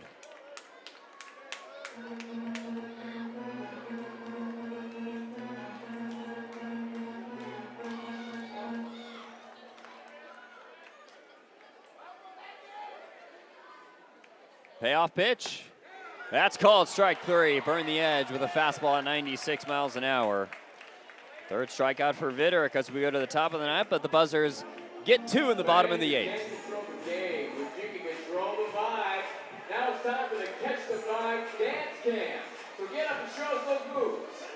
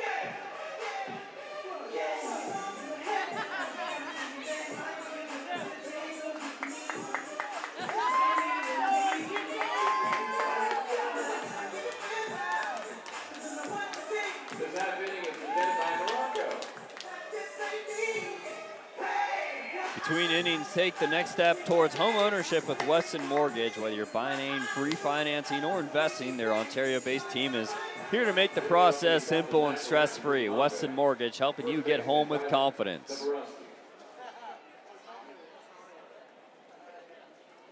Rylan Zaborowski to lead it off against Jose Cabrera. Had a little bit of time in between innings.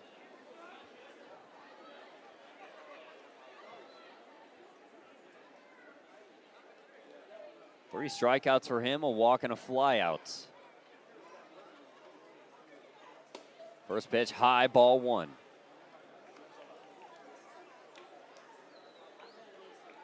Eight hits for the Quakes, 11 runs.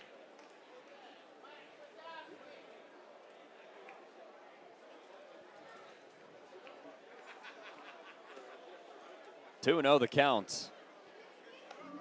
You look at the Tower Buzzer stat line and you go left to right, the numbers only get bigger, which is not what you want to see. You want them getting smaller once you get more to the right side. 2 runs, 3 hits, 5 errors. 3 and 0 the count. Looking at an even dozen amount of walks to the Quakes, a pitch away from a baker's dozen.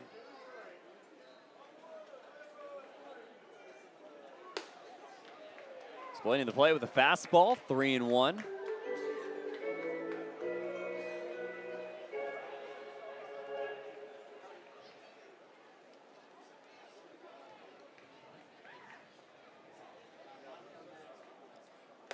Swing and a miss, 3 and 2.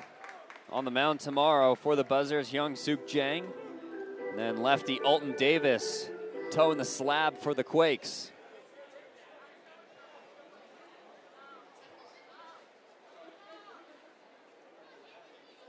Here's a payoff from Cabrera, and he lost in ball 4. 13 walks, matches their strikeout rate, 13 strikeouts as well.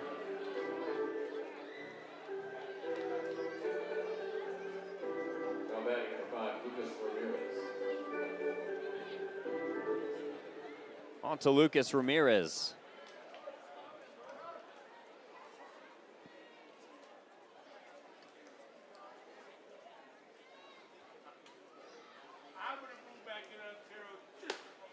First pitch, high, ball one, little away, 2. Ramirez doesn't have a hit, but he's been on base 3 out of the 5 times, scoring once.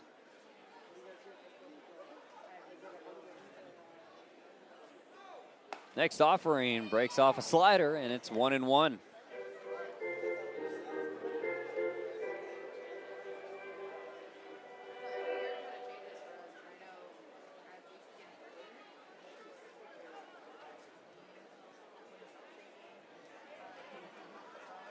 Swing and a miss. Ramirez quietly has been emerging as one of the more productive run producers in the Angels single-A lineup, just at 20 years old, 17th round out of the 2024 draft.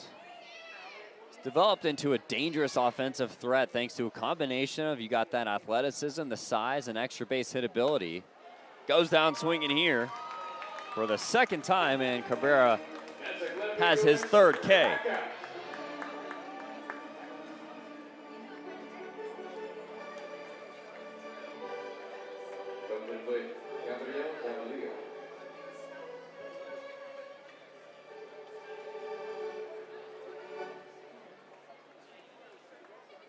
Onto Gabriel Davalillo. Double and a homer. Takes a strike.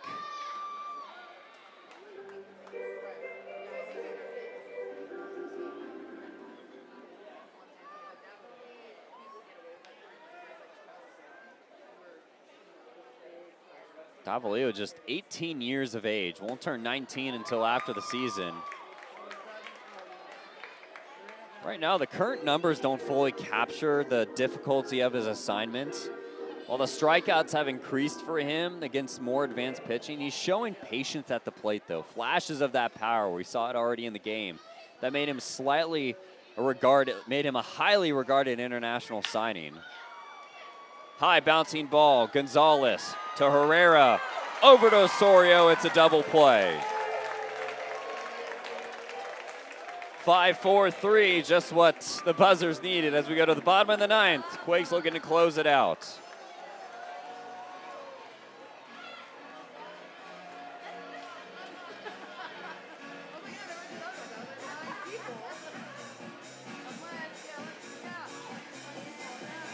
Fans, make some noise and help us fuel this rally.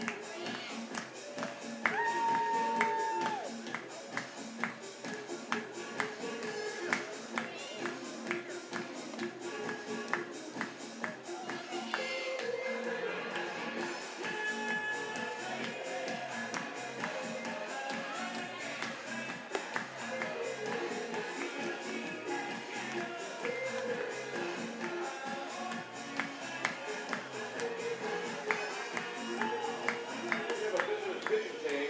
Now pitching for Rancho Cucamonga, number 10. Fulton Mata.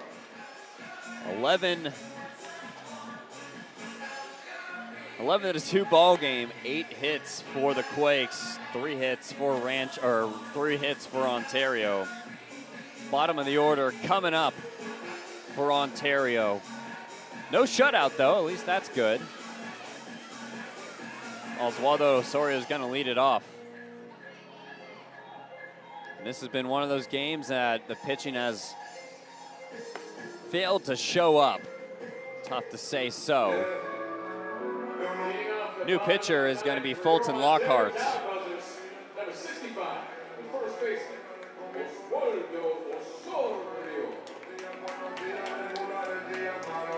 Lockhart, a decent amount of sequences he's got under his belt. Fastball and a great slider from him.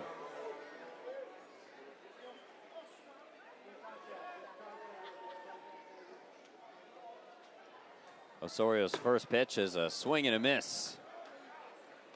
97-mile-an-hour heater from Lockhart.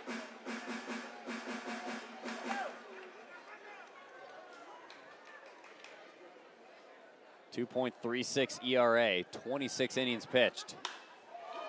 Fly ball into left field. McGill tracks it down.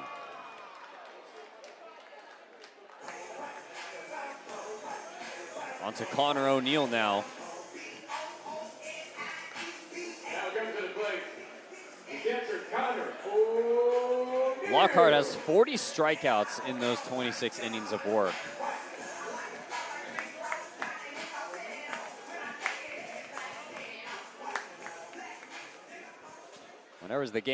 Whenever is the game close or they need to get the win quick, they go to this guy. First pitch way high, 99 miles an hour. A little barbecue sauce behind that pitch.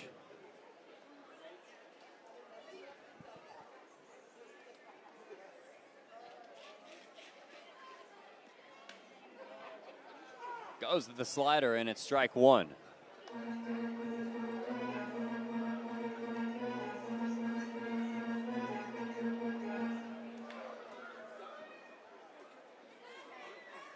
O'Neill 0 for 2 with a walk. Back to the fastball, blows it right by him. Almost triple digits again, 2 nines on the board.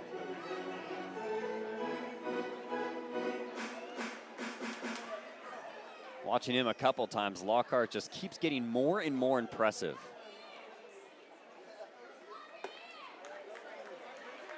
Down swinging is O'Neill, went to the changeup there.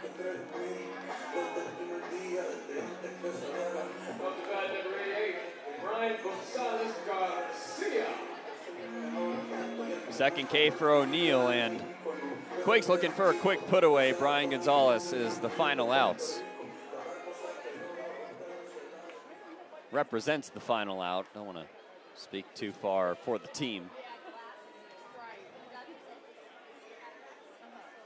Swing and a miss. There's the slider.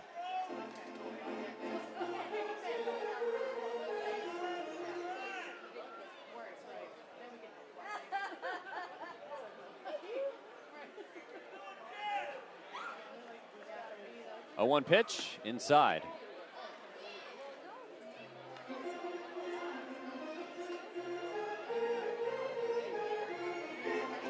The Buzzers are going to hope to bounce back and tie this series up again tomorrow on Fernando Valenzuela's bobblehead night. Next pitch, infield fly. This should do it. Felix Morbell squeezes it to make the catch for out number 3, and it's an absolute rout from start to finish. All Rancho Cucamonga in this one. 11 runs, 8 hits, and holding the Tower Buzzers to just 2 runs and 3 hits. But unfortunately, the stat line we have to look at is the 5 errors for Ontario. They did not play great defense. Nothing really worked for Ontario tonight. The walks rose high. Brady Smith gives you a quality start. Struck out 6 and just didn't have a whole lot of, supports. 1 walk, 3 earned runs. But then as soon as it went over to the bullpen after Brock Stewart, it just went south from there. In this 11-2 final here in game number 3, where the Quakes take a 2-1 series lead. So don't go anywhere. We got the post-game show coming up, brought to you by Morongo. Stick around to break down this game. We'll step aside and be right back.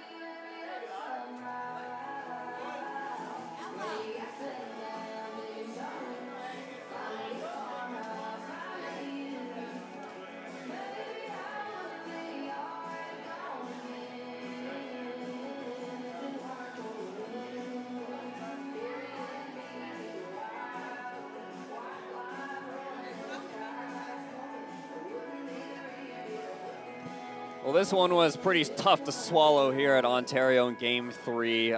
Final score of 11-2 here. Jeff Wilson with you. Welcome into the postgame show. Just a tough outing overall. The series now swings back to Rancho's favor, but tonight's game felt less about one big inning and more about the two areas that have constantly determined outcomes for Ontario throughout the first half. Pitching efficiency and defensive execution. Those two things were the difference tonight here. And let's start with the pitching matchup, because coming into this one, it was one of those storylines we talked about before first pitch. Brady Smith entered tonight with some of the best strikeout numbers in the California League. The raw stuff continues to be outstanding. 6 hitters he punched out in just 3 innings tonight, and now just has 70 strikeouts in only 42 innings this season.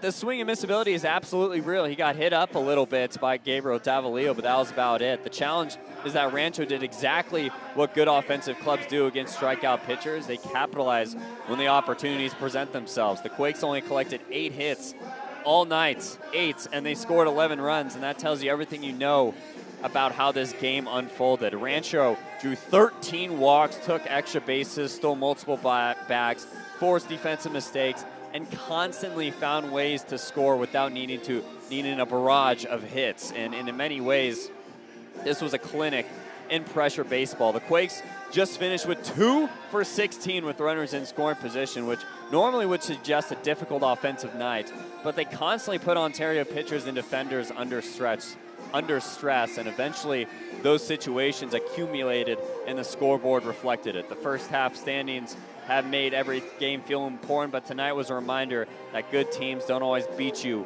with loud offense. Sometimes they beat you by taking advantage of mistakes, and it's Ontario just simply made too many. 5 errors jump off the stat sheet immediately. 5 errors are difficult to overcome against any opponent, especially one that's competing near the top of the division standings, and you can wish you could say that the Tower Buzzers ended the first half on a high note, but it's like I said, you wish you could say it. What's frustrating for the Buzzers, several of those mistakes came after they had just done something right. There are moments when a strikeout, a walk, or a defensive play put the Buzzers in a position to escape an inning. Instead, additional outs were created, extra runners reached base, and innings continued to get longer and longer than they should have had. The result was that Rancho was able to score 11 runs despite collecting fewer than 10 hits. That's a difficult formula to overcome. On the offensive side, Ontario run into one of the better starts they've seen this season. Dylan Jordan reminded everybody why he's considered one of the top young arms in the Angels organization, and right away, the right-hander went 5 scoreless innings, allowed just 1 hit, and struck out 10 hitters. And the strikeouts tell the story. Ontario's lineup has spent most of the season creating pressure through contact, power, and patience. Tonight, though, they struggled to get anything going consistently because Jordan was able to get ahead in those counts and finish at bats. The Buzzers struck out 16 times as a team, and for a lineup that entered the night among the league leaders in runs scored and OPS, that's an unusual high number and just a sign of how effective Jordan was. At the same time, they were trying to find some positives here. Easton Shelton continued to produce 2 hits. First baseman collected 2 of the Ontario's 3 hits and drove in both runs. It was another example of why he becomes the most reliable offensive player on the roster, even on a difficult night offensively. Shelton continues to find quality at-bats, and another encouraging sign was Brock Stewart making a rehab start for him, so that was a good one that he had. He's slowly making his way back. We have to kind of focus on Luis Carrillas, though. The walks, he had 9 of them in 2 2/3, but he only gave up only 2 runs or so. There were flashes of, saw the swing and miss stuff, but the margin of error shrinks dramatically this time of year. As now we go into the second half of the season, you're facing one of the better teams in the division. The defensive mistakes become magnified, free base runners become magnified, missed opportunities become magnified, and Ontario learned that lesson tonight. The good news is that this series is far from over, and we can have a memory of a goldfish, brush off that first half as they finish off 500 on the year in the first half of the year. There are still 3 games remaining against Rancho Cucamonga, We've already seen this club respond after difficult losses throughout the season. Just 24 hours ago, they bounced back from a 13-5 defeat with an 8-5 victory of their own. So with no doubt, they'll try to get back on the horse. And Hyung-Suk Jang has to produce a good outing tomorrow on Friday. He's been a little rough in his last 4 starts, but here in Ontario, he hopes to turn it around here, and now they're going to try and do it again. Final score from Ontario tonight, Rancho Cucamonga 11, Ontario 2. The Quakes take a 2-1 series lead, while the Buzzers will look to regroup and even things up tomorrow night. That's going to kill the lights here at ONT Field. From all of us here in Ontario, we say thanks for watching. Jeff Wilson is signing off. We'll see you guys tomorrow at 6:35, 6:20 for the pregame. Take care, you guys.